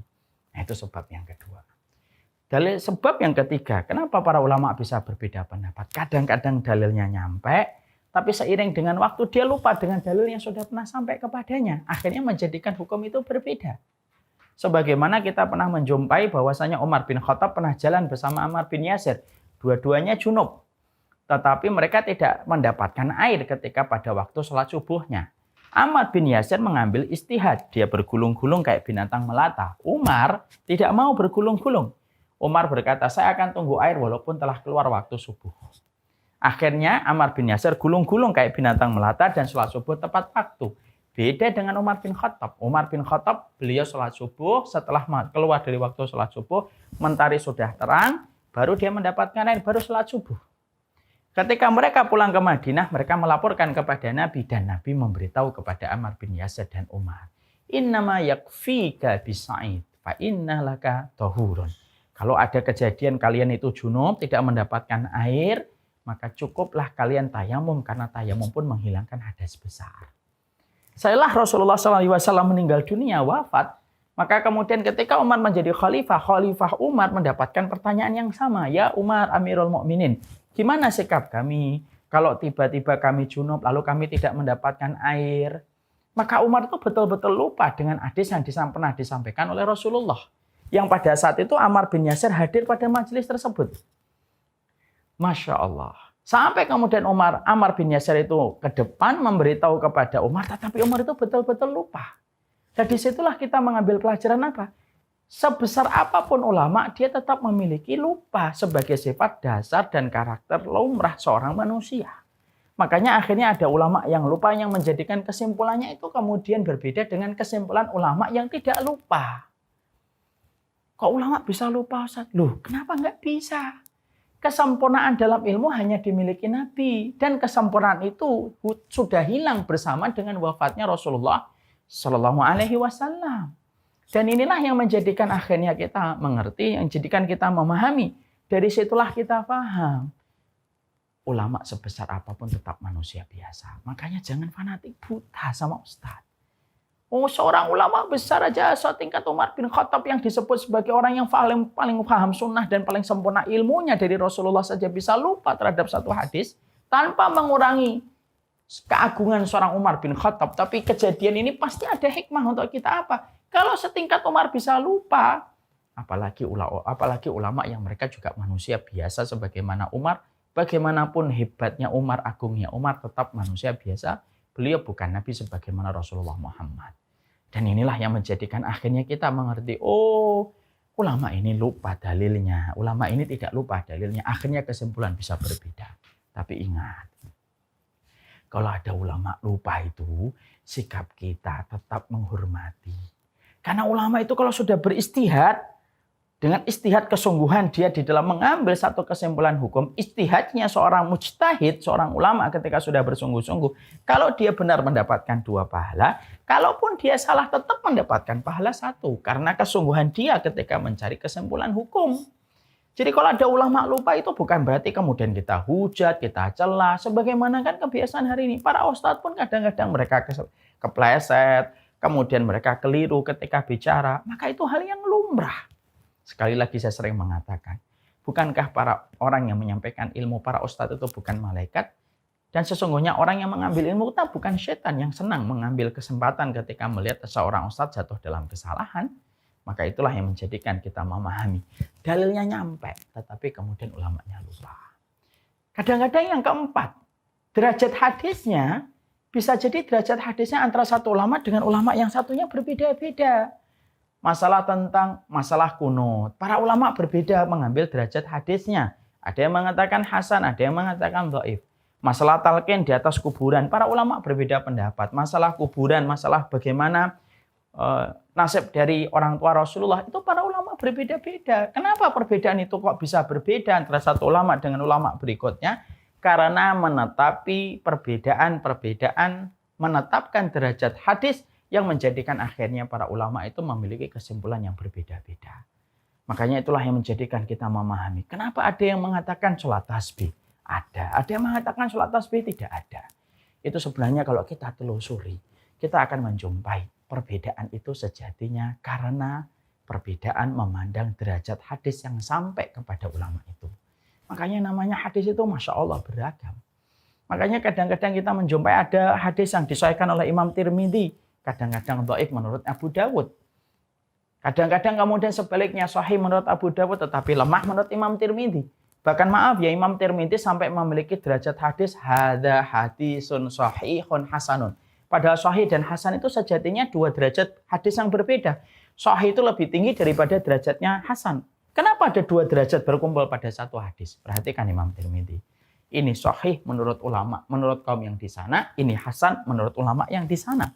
Jadi menjadikan apa? Akhirnya perbedaan memandang derajat hadis, itulah yang menjadikan akhirnya kesimpulan pun menjadi berbeda. Tapi itu pun tidak menjadikan para ulama menghujat, mencela. Karena mereka tahu bagaimana menyikapi setiap persoalan yang ada pada persoalan-persoalan yang sejatinya di situ ada perbedaan. Kemudian terkadang yang kelima, dalilnya nyampe, belum nyampe, tapi seiring waktu nyampe, akhirnya terjadi perubahan fatwa. Contoh, Abu Hurairah itu awal-awal dulunya, beliau itu mengatakan bahwasanya orang yang junub ketika habis sahur, maka puasanya tidak sah. Setelah kemudian datang kepadanya istri-istrinya Rasulullah memberitahukan bahwasanya Nabi pernah ketika Ramadan beliau kemudian junub, baru kemudian setelah beliau sahur baru kemudian mandi. Akhirnya beliau merubah fatwanya beliau. Dan ini sesuatu yang sifatnya pasti sering kita jumpai di belantara para ulama ketika menetapkan satu hukum. Kadang-kadang dalilnya nyampe belakangan. Sebagaimana Ibnu Abbas itu dulu memandang bahwasanya riba itu cuma satu, riba fadl, yaitu riba jahiliyah, riba nasi'ah. Kamu meminjamkan 10.000, baliknya 15.000, itu riba nasi'ah. Pertama kali Ibnu Abbas itu memandang cuma riba ini saja. Sampai ada yang memberitahu dari Abu Sa'id Al-Khudri bahwasanya riba itu bukan hanya satu, tapi ada dua. Ada riba jahiliyah, ada riba fadl. Riba fadl itu apa? Kamu menukarkan satu barang yang jenisnya sama, tetapi kamu unggulkan yang satunya daripada yang satunya. Itu tidak boleh. Kita tukarkan beras 1 kilo dengan beras 3 kilo. Tidak boleh. Kita tukarkan garam 2 kilo, kita tukar lagi dengan garam 6 kilo. Nah, itu tidak boleh. Tapi baru diketahui dan baru kemudian disampaikan, baru kemudian diketahui oleh Ibnu Abbas setelah beberapa lama. Dan itu menunjukkan kepada kita. Kadang-kadang dalilnya belum nyampe. Dan ketika nyampe terjadi perubahan fatwa. Kemudian kadang-kadang metode kesimpulan terhadap satu hadis atau satu permasalahan itu berbeda-beda para ulama. Contoh, dalam masalah memegang kemaluan. Memegang kemaluan itu sebagian para ulama itu mengatakan memegang kemaluan itu batal. Ketika memandang satu hadis bahwasanya man masadakarahu falyatawaddo. Barang siapa yang memegang kemaluannya maka wajib berwudu. Sebagian ulama yang lainnya mengatakan memegang kemaluan itu tidak batal. Berpegang dengan sebuah hadis ya Rasulullah. Ketika Nabi pernah ditanya, ya Nabi ya Rasulullah, kaifa rajulun masadakarahu. Ya Nabi, bagaimana pendapatmu tentang seseorang yang mereka memegang kemaluannya? Apakah itu membatalkan wudhu? Ayungkidul wudhu? Maka Nabi mengatakan, la innama huwa bid'atun minka. Tidak. Memegang salah satu bagian kemaluanmu itu sebagaimana kamu memegang bagian dari tubuhmu yang lainnya. Tidak membatalkan wudhu. Para ulama ketika mendapati dua dalil itu berbeda, maka kemudian mengambil kesimpulan berbeda. Ada yang mengambil metode tarjih, dikuatkan. Mana derajat yang lebih kuat? Ada yang menguatkan hadis pertama, batal. Ada yang menguatkan hadis yang kedua. Itu namanya tarjih. Ada yang mengambil madhab nasakh. Artinya dicari sejarahnya. Hadis yang datang duluan dihapuskan dengan hadis yang datang belakangan. Ada yang mengambil madhab jamak. Madhab jamak itu apa? Yaitu digabungkan. Bagaimana menggabungkan? Oh, dua-duanya dalilnya hasan. Berarti cara menggabungkannya. Berarti kalau memegang kemaluan dengan syahwat, batal sebagaimana hadis yang pertama. Kalau kamu memegang kemaluan tidak dengan syahwat, berarti tidak batal sebagaimana hadis yang kedua. Ternyata satu persoalan. Setidaknya ada 3 madhab. Ada madhab jamak, menggabungkan. Ada madhab tarjih, mengambil pendapat yang lebih kuat derajat hadisnya. Ada yang mengambil madhab nasakh. Dicari sejarahnya yang lebih duluan, hadisnya yang mana. Yang datang hadisnya berikutnya yang mana. Sampai akhirnya menimbulkan berbagai macam perbedaan-perbedaan yang ada. Kemudian itulah yang menjadikan akhirnya terjadi perbedaan. Itulah yang ke-6. Yang ke-7. Kenapa terkadang perbedaan para ulama itu terjadi? Dalilnya itu kemudian betul-betul bahwasanya dalilnya itu terkadang dari satu hal. Tapi kemudian mengandung multitafsir yang berbeda-beda. Jadi contohnya kata quru. Kata quru itu kalau kita membaca di dalam Al-Quran, sesungguhnya seorang wanita mereka apabila ditalak maka masa iddahnya 3 kali quru. Quru itu mengandung 2 makna, kata suci dan kata haid. Ketika kemudian mengandung 2 kata yang berbeda, itulah yang menjadikan akhirnya para ulama itu berbeda pendapat ketika menyikapi tentang persoalan tersebut. Kemudian yang ke-8, kadang-kadang para ulama itu berbeda pendapat. Apakah pendapat ini hanya untuk Rasulullah ataukah pendapat ini berlaku untuk umatnya Rasulullah? Dan itulah beragam yang ingin saya sampaikan kepada kalian semuanya. Orang-orang yang menjadi keluarga saya di antara keramaian umat. Perbedaan-perbedaan fikih itu sejatinya begitu banyak. Maka inilah yang menjadikan akhirnya kita, ketika kita akan menyelami samudra tafsir bacaan sholat, anak khawatir kalau saya tidak sampaikan tentang sebab-sebab perbedaan para ulama tentang masalah ini yang akan menjadikan kita nanti justru akan sibuk berdebat, akan sibuk untuk mendebat, dan akan sibuk untuk kemudian mengalahkan pendapat-pendapat lain. Sehingga akhirnya melunturkan tujuan kita ketika mempelajari fikih dalam persoalan sholat ketika kita ingin membahas tafsir bacaan sholatnya. Nah inilah yang menjadikan kita harus betul-betul mengerti. Seorang penuntut ilmu sejatinya, dia harus memahami perbedaan. Sekali lagi yang tadi saya sampaikan, perbedaan masalah fikih itu perbedaan yang sifatnya keniscayaan. Yang tidak bisa untuk dipisahkan dalam kehidupan kita mencari ilmu. Hari ini kalau kita sering jumpai ada teman kita gampang menghujat, gampang memvonis, baru belajar sekali 2 kali tapi sudah seakan-akan seluruh referensi dia itu ketahui. Padahal dia belajarnya pun hanya dari internet dan Google. Maka sesungguhnya ini jangan sampai terjadi di antara kita. Jangan sampai ada ini di antara kita. Karena ini yang akan menjadikan kita sedikit demi sedikit akan terperosok. Sebagaimana sifatnya orang khawarij yang gampang untuk menyesatkan setiap orang hanya karena 1 dan 2 persoalan yang seharusnya dan sejogianya kita itu harus kemudian hormati. Imam Abu Hanifah itu berbeda dalam beberapa hal dengan Imam Malik. Tapi Masya Allah, setiap Imam Abu Hanifah datang ke Mekah, siapa yang menyambutnya? Imam Malik rahimahullahu ta'ala.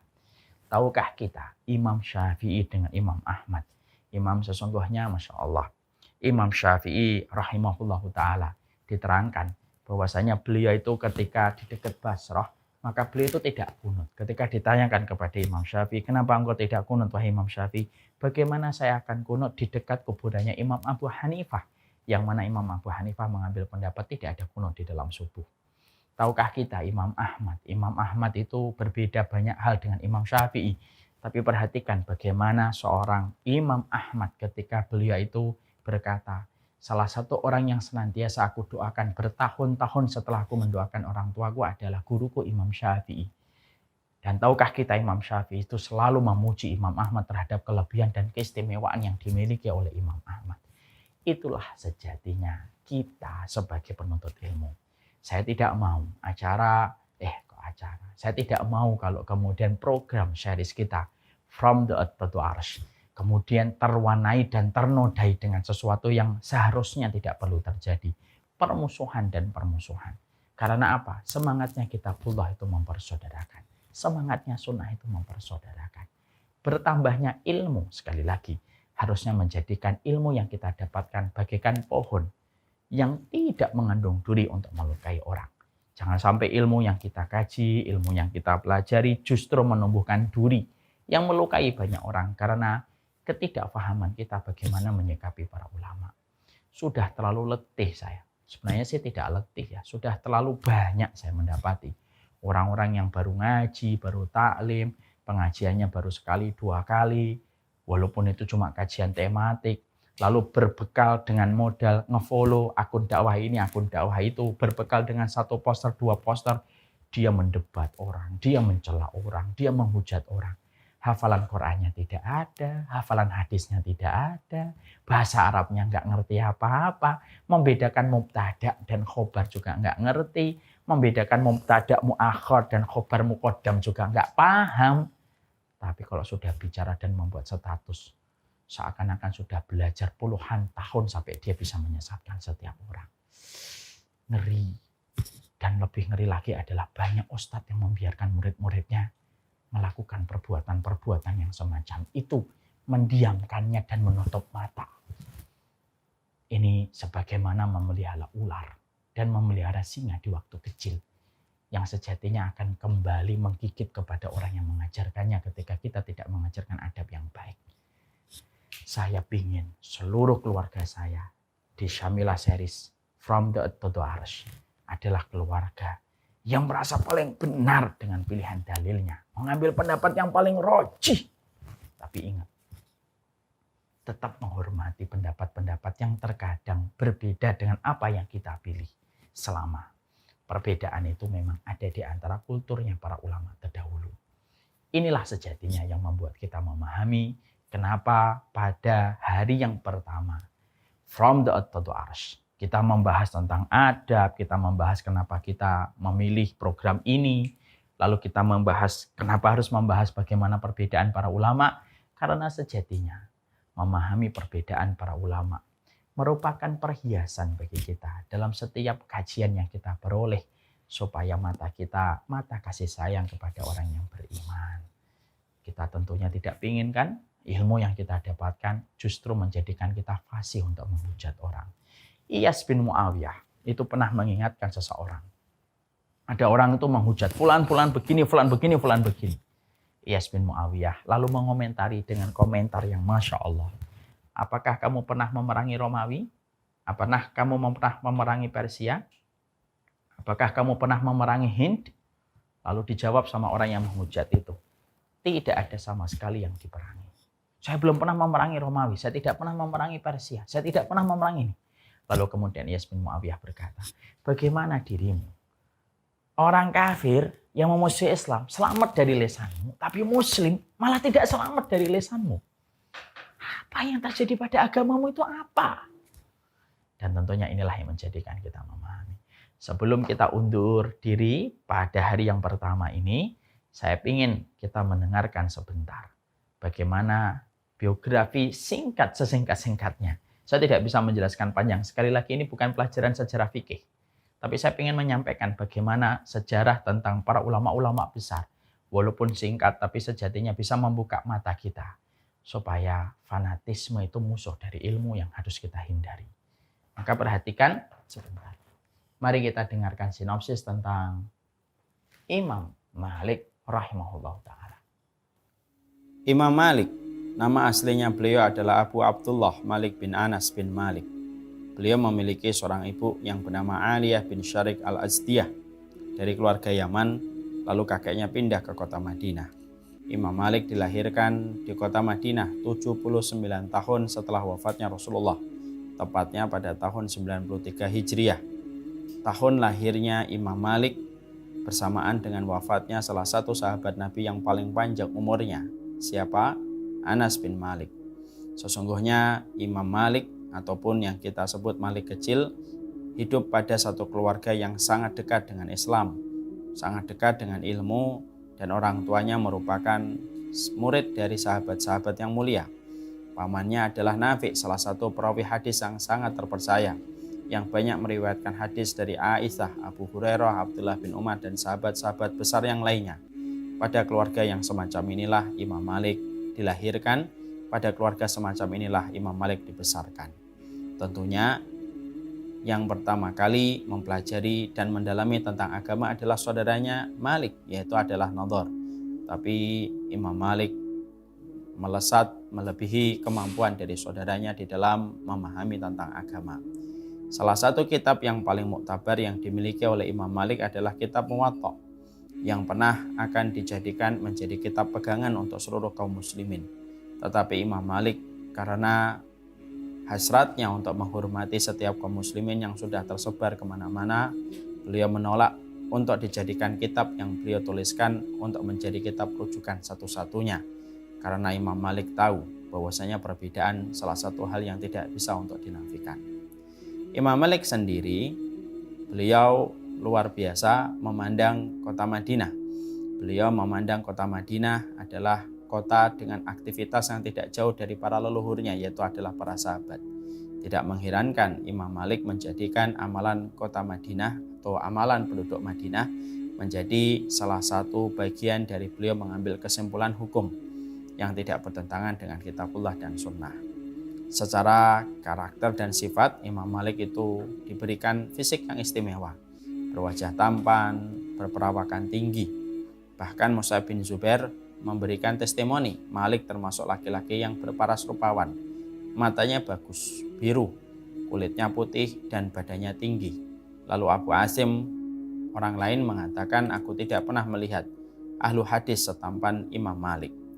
Selain beliau dikaruniai dengan fisik yang rupawan, maka Imam Malik dikaruniai dengan anugerah wibawa yang luar biasa. Imam Syafi'i, salah satu muridnya Imam Malik, menuturkan, ketika melihat Malik bin Anas, aku tidak pernah melihat orang yang lebih berwibawa daripada dirinya. Begitu juga penuturan dari Sa'ad bin Abi Maryam, aku tidak pernah melihat seseorang yang begitu berwibawa melebihi Malik bin Anas, bahkan wibawanya mengalahkan wibawa para pengurus, para penguasa. Imam Malik juga dikenal dengan semangatnya di dalam mempelajari ilmu, kekuatan hafalannya, dalam pemahamannya. Beliau pernah mendengar 30 hadis dari Ibnu Hisham Az-Zuhri. Lalu dia ulangi langsung hadis tersebut di hadapan gurunya, Ibnu Hisham Az-Zuhri. Dan hanya satu hadis yang terlewatkan. 29 hadis itu dia ulangi dengan sempurna. Sampai Imam Syafi'i berkata, idza ja'al hadis fa Malik najmus tsaqib. Sesungguhnya kalau sudah disebutkan hadis, maka Imam Malik itu layaknya bintang yang cerdas. Imam Malik memiliki sifat dan karakteristik tidak suka dengan orang-orang yang meremehkan agama dan meremehkan tentang masalah ilmu. Makanya pernah dikisahkan Imam Malik pernah marah besar kepada orang yang meremehkan ilmu. Perhatian Imam Malik kepada pakaiannya, penampilan dirinya sangatlah kuat karena didikan yang diajarkan oleh ibunya untuk memperhatikan penampilan dirinya. Dan memang seyogyanya seorang muslim memiliki sifat sebagaimana Malik. Firasatnya Imam Malik memiliki firasat yang tajam. Imam Syafi'i pernah mengisahkan tentang gurunya, tentang sebuah kisah menunjukkan kuatnya firasat sang guru. Kata Imam Syafi'i, ketika aku tiba di Madinah, aku bertemu dengan Malik, kemudian ia mendengarkan ucapanku. Ia memandangiku beberapa saat dan ia berfirasat tentangku. Setelah itu ia bertanya, siapa namamu? Aku jawab, kata Imam Syafi'i, Muhammad. Wahai Muhammad, bertakwalah kepada Allah. Jauhilah perbuatan maksiat, karena aku melihat engkau akan mendapatkan satu keadaan menjadi orang yang besar. Itulah Imam Malik. Imam Malik rahimahullahu ta'ala wafat di kota Madinah pada tahun 179 Hijriah atau 795 Masehi pada usia 85 tahun. Beliau dikuburkan di Baqi. Semoga Allah merahmati Imam Malik dan menempatkan di surganya yang penuh dengan kenikmatan. Kita dengarkan lagi, selain Imam Malik siapa? Imam Abu Hanifah. Imam Abu Hanifah. Tahukah kita bahwasanya nama asli Imam Abu Hanifah adalah Nu'man bin Thabit bin Marzuman. Kunyahnya Abu Hanifah. Ia merupakan putra dari keluarga Persia, tentunya bukan Arab. Aslinya dari kota Kabul, ibu kota Afghanistan hari ini. Kakeknya Marzuban memeluk Islam di masa Umar bin Khattab, lalu hijrah dan menetap di Kufah. Imam Abu Hanifah dilahirkan di Kufah tahun 699 Masehi. Ayahnya Tsabit adalah seorang pebisnis sukses di kota Kufah. Tidak mengherankan kalau kita mengenal Imam Abu Hanifah juga seorang pebisnis yang sukses, mengikuti jejak sang ayah. Beliau tinggal pada keluarga yang solih dan kaya, di tengah banyak peraturan represif yang diterapkan pada saat itu oleh Gubernur Hajjaj bin Yusuf, tapi tetap tidak menyurutkan Imam Abu Hanifah untuk menjalankan bisnisnya sembari beliau mempelajari ilmu agama. Imam Abu Hanifah telah hafal Al-Quran dari semenjak kecil. Di masa remaja, Imam Abu Hanifah atau yang kita sebut dengan Nu'man bin Tsabit mulai belajar menekuni agama dari para ulama-ulama yang terkenal di kota Kufah. Ia sempat berjumpa dengan 9 atau 10 sahabat. Salah satunya Anas bin Malik, salah satunya Sahal bin Sa'ad, salah satunya adalah Jabir bin Abdullah. Saat berusia 16 tahun, Imam Abu Hanifah pergi ke Kufah menuju ke Makkah, melakukan ibadah haji dan ziarah ke kota Nabi SAW. Dalam perjalanan ini, beliau bertemu dengan salah satu tokoh tabi'in yang terkenal, Atha bin Abi Robah, yang merupakan ulama terbaik di kota Mekah. Jumlah guru Imam Abu Hanifah 4.000 orang guru. 7 diantaranya sahabat Nabi, 93 sisanya adalah tabi'in, dan sisanya adalah kalangan tabi'ut tabi'in yang hidup setelah masa para tabi'in. Jumlah yang sedemikian banyaknya tentunya tidaklah membuat kita heran, karena beliau banyak menempuh perjalanan dan berkunjung ke banyak kota demi untuk memperoleh ilmu agama. Beliau haji sampai 55 kali. Pada musim haji, ulama berkumpul di Masjidil Haram menunaikan haji dan berdakwah kepada seluruh kaum muslimin yang datang dari berbagai macam penjuru negeri. Imam Abu Hanifah memberikan satu metode di dalam beristihad, yaitu dengan qiyas, sehingga penggunaan sandaran hukum pada madhab Imam Abu Hanifah yaitu adalah kitabullah, hadis, ijma, dan qiyas. Karena sesungguhnya ini merupakan metode untuk mengoptimalkan logika setelah tidak didapatkan keterangan yang jelas di dalam kitabullah dan sunnah.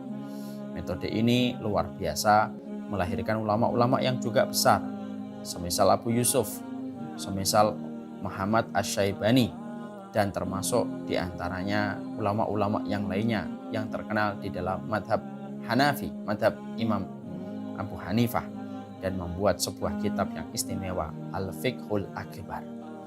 Imam Abu Hanifah dipenjara akhirnya karena beliau menolak untuk menjadi hakim di Kufah.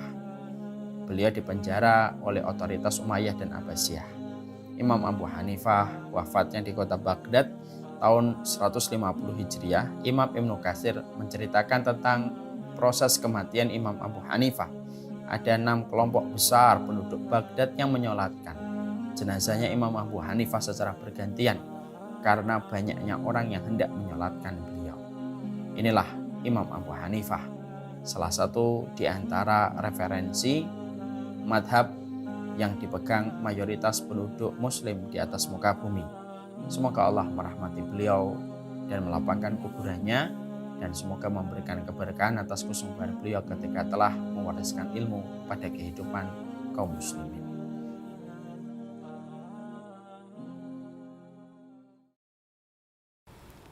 Kita dengarkan yang ketiga, salah satu ulama yang saya jatuh cinta kepada beliau. Dulunya saya tidak terlalu kenal beliau, tapi ketika saya mendapatkan tentang penjelasan seorang syekh, seorang thalibul ilmi itu harusnya belajar pada madhab yang banyak tersebar di sekitarnya. Imam Syafi'i.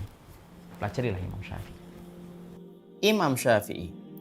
Nama lengkapnya beliau adalah Muhammad bin Idris bin Al-Abbas bin Utsman Asy-Syafi'i. Beliau nasabnya bersambung dengan nasab Rasulullah SAW yang bermuara kepada Abdul Manaf, kakek buyutnya Nabi SAW. Walaupun nenek beliau adalah seorang suku Quraisy, tapi beliau tidak lahir di kota Mekah karena ayahnya beliau Idris merantau di Palestina, sehingga beliau dilahirkan di Palestina, di Gaza. Ada yang mengatakan beliau lahir di daerah Asqalan 150 Hijriah, tahun di mana wafatnya Imam Abu Hanifah An-Nu'man bin Tsabit Al-Kufi rahimahullahu ta'ala. Bahkan ada sebagian riwayat yang mengatakan Imam Syafi'i lahir tepat di hari wafatnya Imam Abu Hanifah. Ayahnya Idris meninggal di waktu muda, sehingga akhirnya Imam Syafi'i dipelihara oleh ibunya dalam kondisi yatim. Karena khawatir terhadap anaknya, maka sang ibu membawa ke kampung halaman sang anak, yaitu adalah Mekah. Beliau tumbuh berkembang di kota Mekah dalam kondisi yatim. Beliau menghafalkan Al-Quran semenjak usia 7 tahun. Mampu menghafalkan kitabnya Imam Malik, Imam dalam karya Al-Muwatta pada usia 10 tahun. Menunjukkan betapa cerdasnya Imam Syafi'i. Imam Syafi'i belajar dari banyak para ulama-ulama di kota Mekah. Ada Muslim bin Khalid Al-Zanzi Al-Makki yang telah memberikan ijazah kepada Imam Syafi'i untuk berwatfa. Padahal Imam Syafi'i pada saat itu baru berusia 15 tahun. Maka tahun 195 beliau pergi ke Baghdad, beliau mengajar banyak di kota Baghdad. Sehingga banyak para ulama yang asalnya berhaluan kepada madhab ahlur ra'yu atau kepada logika dan akal, akhirnya mereka belajar kepada madhab Syafi'i. Di Baghdad, Imam Syafi'i menuliskan buku-buku lama. Setelah itu beliau kembali ke kota Mekah.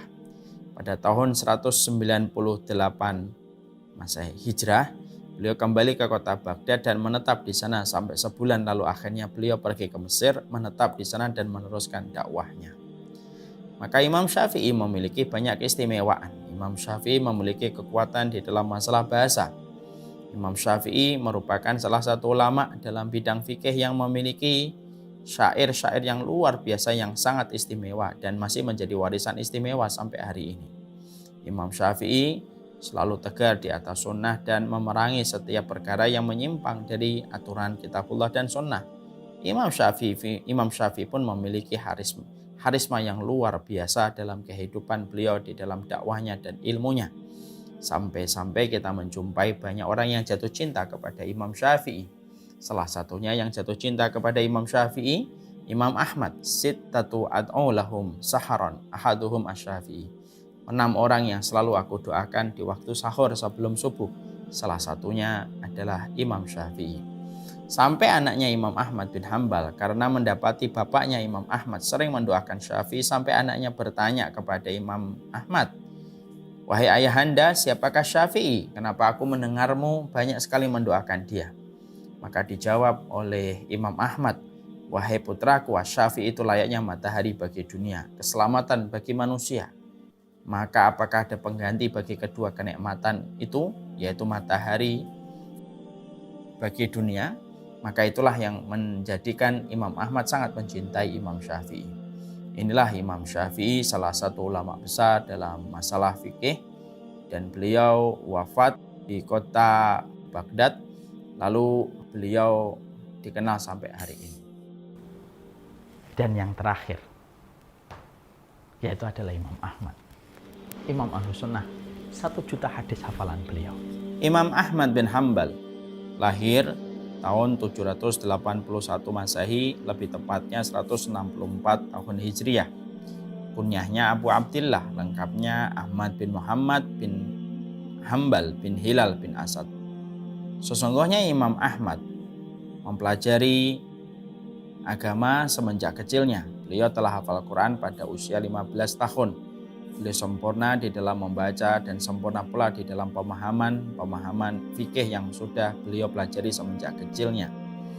Di awal umur 15 tahun beliau mempelajari hadis, dan beliau banyak sekali melakukan perjalanan merantau ke banyak negeri, contohnya ke Syam, ke Hijaz, ke Yaman, sampai betul-betul di banyak negeri beliau itu mengambil ilmu.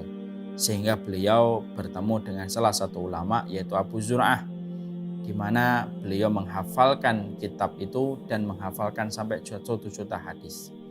Imam Syafi'i pernah mengatakan tentang Imam Ahmad, "Setelah saya keluar dari Baghdad, tidak ada orang yang saya tinggalkan di sana yang lebih terpuji, lebih soleh dan lebih berilmu kecuali adalah Imam Ahmad bin Hambal."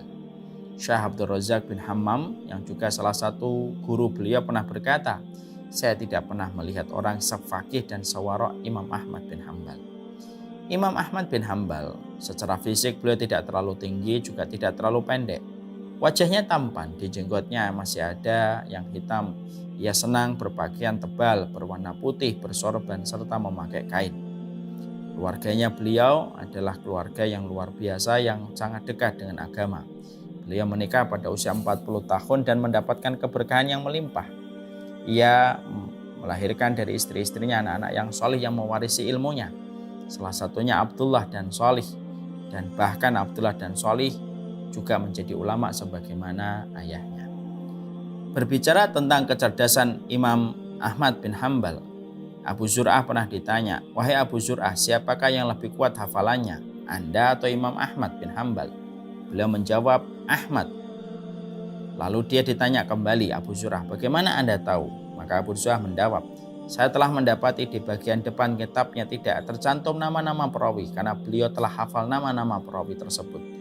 Sedangkan saya tidak mampu menghafalkan sebagaimana Imam Ahmad menghafalkan." Abu Zur'ah berkata, Imam Ahmad hafal sampai 1 juta hadis. Banyak sekali para ulama yang memuji Imam Ahmad. Abu Ja'far, salah satu ulama, mengatakan Imam Ahmad bin Hambal adalah orang yang sangat pemalu, sangat mulia, dan sangat baik pergaulannya serta adabnya, banyak berpikir dan tidak terdengar darinya kecuali adalah mudzakarah hadis dan menyebut orang-orang yang solih. Imam Syafi'i pernah berkata, Imam Ahmad bin Hambal adalah imam dalam 8 hal. Imam dalam hadis, imam dalam fikih, imam dalam bahasa, imam dalam Quran, imam dalam kefakiran, imam dalam kezuhudan, dan imam dalam masalah warok. Ibrahim Al-Harbi juga memujinya. Saya pernah melihat Abu Abdillah Ahmad bin Hambal seolah-olah Allah gabungkan padanya ilmu dari orang terdahulu dan orang yang belakangan. Kezuhudan yang dimiliki oleh Imam Ahmad sangatlah tinggi, serta tawadhu'nya sampai Yahya bin Ma'in mengatakan, saya tidak pernah melihat seseorang sebagaimana Imam Ahmad bin Hambal. Saya berteman dengannya selama 50 tahun dan tidak pernah menjumpai dia membanggakan sedikit pun kebaikan yang ada padanya kepada kami. Beliau Imam Ahmad mengatakan, saya ingin bersembunyi di lembah kota Mekah sehingga saya tidak dikenal, tetapi saya diuji dengan popularitas. Imam Ahmad begitu sabar ketika beliau itu menuntut ilmu. Imam Ahmad terkenal sebagai orang yang hati-hati di dalam masalah berfatwa. Imam Ahmad adalah salah satu ulama yang sangat memegang kuat kelurusan di dalam akidah, dan beliau juga merupakan ulama yang begitu tegar ketika mendapatkan fitnah-fitnah yang dilakukan oleh pemahaman Jahmiyah. Inilah Imam Ahmad, salah satu rujukan besar di dalam kehidupan ilmu. Beliau mendapatkan gelar Imam Ahlus Sunnah. 1 juta hadis yang dihafalkan oleh beliau. 1 ahlu hadis yang juga merupakan ahlu fikih. Banyak sekali yang menjadi gurunya. Contohnya Ismail bin Ja'far, Abbad bin Abbad Al-Ataki, Umari bin Abdillah, dan banyak sekali murid-muridnya beliau. Imam Bukhari muridnya beliau, Imam Muslim muridnya beliau, Imam Abu Dawud, Nasai, Tirmidzi, Ibnu Majah. Maka ini termasuk murid-muridnya beliau yang luar biasa. Wafatnya beliau bertepatan pada tanggal 12 Rabiul Awal 241 Hijriah pada usia 77 tahun. Untuk memberikan kepada kita betapa luar biasanya keberkahan seorang Imam Ahmad bin Hambal. Inilah 4 imam. Semakin memahamkan kita, mencerahkan kita. Seorang thalibul ilmi itu harusnya paham ilmu dan jangan banyak bicara. Jangan banyak menyerang, jangan banyak memvonis. Tugasnya antum itu bukan memvonis. Tugasnya antum itu bukan menghujat. Kalau ada di antara kita, ada yang gamar untuk memvonis, menghujat, pergi saja. Jangan di sini. Salah tempat dan salah mengambil kursi. Kita di sini pengen belajar untuk saling menghargai. Selama perbedaan itu memang ada dalam kultur para ulama terdahulu. Dari generasi pertama, sahabat, tabi'in, dan tabi'ut tabi'in. Itulah sejatinya. Kita ingin ilmu mewariskan sifat kasih sayang. Kita tentunya tidak kepingin ilmu mewariskan sikap kesombongan dan mengkerasnya hati, membatunya jiwa. Ini yang dapat kita sampaikan. kita baru edisi pertama. Ini edisi pertama, kita baru mukaddimah. Masih ada lagi mukaddimah di hari yang kedua tentang masalah wudhu, tentang masalah junub. Karena memang banyak sekali yang kita harus bahas tentang hal-hal yang berkaitan tentang sholat. Tapi dengan ini akhirnya kita memahami banyak hal. Salam takzim saya untuk keluarga. Jadikan momentum kebersamaan kita malam ini menjadi salah satu wasilah kebaikan untuk kita dan anak-anak kita, supaya kita semakin mendapatkan cahaya. Ilmunya Allah itu cahaya. Siapapun rumah-rumahnya yang hidup dengan kegiatan, aktivitas mencari ilmu, berarti rumah itu bercahaya yang dipandang oleh Allah di atas arasy-Nya. Semoga rumah kita termasuk rumah yang bercahaya, rumah kita dilihat oleh Allah Subhanahu wa Ta'ala. Dan semoga ini menjadi keberkahan kita sebelum kita istirahat melanjutkan hari di esok hari kita. Wassallallahu ala nabiyina Muhammad walhamdulillahi rabbil alamin. Assalamualaikum warahmatullahi wabarakatuh. Masya Allah, tabarakallah. Jazakumullah khair wa barakallahu fikum. Untuk guru kita Abu Basa Umar Mita yang tadi memberikan penjelasannya, mukaddimah aja tadi, Masya Allah lama juga durasinya. Dan tadi juga Masya Allah perjalanan 4 imam mazhab yang sungguh luar biasa. Dan insya Allah bisa kita terapkan dan bisa kita pelajari bersama. Dan bisa kita masukkan dalam sholat kita. Nah, insya Allah besok kita akan berjumpa kembali di jam yang sama tentunya. Dan sebelum kami pamit undur diri, kami tidak bosan juga untuk menginformasikan bahwa kami masih membuka infak dakwah syamilah di bit.ly/infak bareng. Jazakumullah khair bagi para donatur yang telah berpartisipasi selama ini. Semoga menjadi amal jariah yang tidak terputus. Amin Allahumma amin. Dan kami segenap tim mohon pamit undur diri dan mohon maaf apabila ada kekurangan dalam pelaksanaan kelas perdana kita malam hari ini. Dan mohon dibukakan pintu maafnya. Dan mari kita cukupkan dengan membaca hamdalah. Alhamdulillahirabbil alamin. Dan kita tutup dengan doa kafaratul majelis. Subhanakallahumma wa bihamdika asyhadu an la ilaha illa anta astaghfiruka wa atubu ilaik. Wassalamualaikum warahmatullahi wabarakatuh. كن سعيدا كن فريدا عش بفخر في الحياة لا تبالي فالمعالي للتحدي لا سواه كن سعيدا كن فريدا عش بفخر في الحياة لا تبالي فالمعالي للتحدي لا سواه للتحدي لا سواه ذلك الدهر الذي ترضى به هل يراك الكون من صناعه ذلك الدهر الذي ترضى به هل يراك الكون من صناعه ودع الأحلام يا فارسنا كن بهذا العصر من أعلامه ودع الأحلام يا فارسنا كن بهذا العصر من أعلامه كن بهذا العصر من أعلامه مرحب مرحب يا هلال أهلا أهلا كيف الحال قد غبت وإليك اشتقنا وانتهى بعدك صار وصال نعطي صبرا نأخذ أجرا والله يرانا ويسمعنا نغفر زلا نوصل أهلا لأن رمضان يجمعنا لأن رمضان يجمعنا مرحب مرحب يا هلال أهلا أهلا كيف الحال قد غبت وإليك اشتقنا وانتهى بعدك صار وصال نعطي صبرا نأخذ أجرا والله يرانا أصير أحسن أصير أحسن أصير أحسن أصير أحسن أصير أحسن أصير أحسن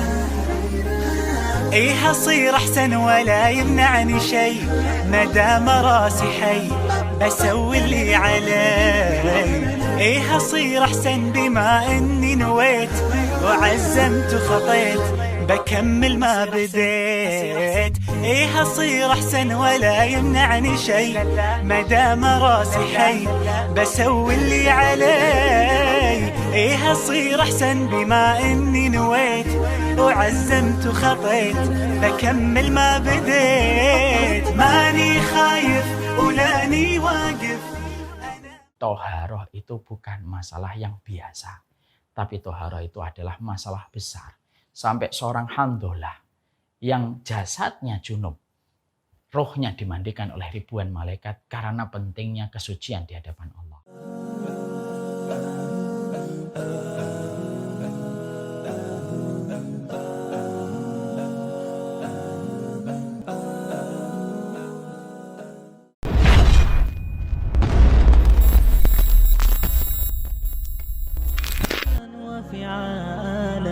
هي هكذا قيم النجاة تحثني فأخوض فيها للنجاة نزاع. هي هكذا قيم النجاة تحثني فأخوض فيها للنجاة نزالا.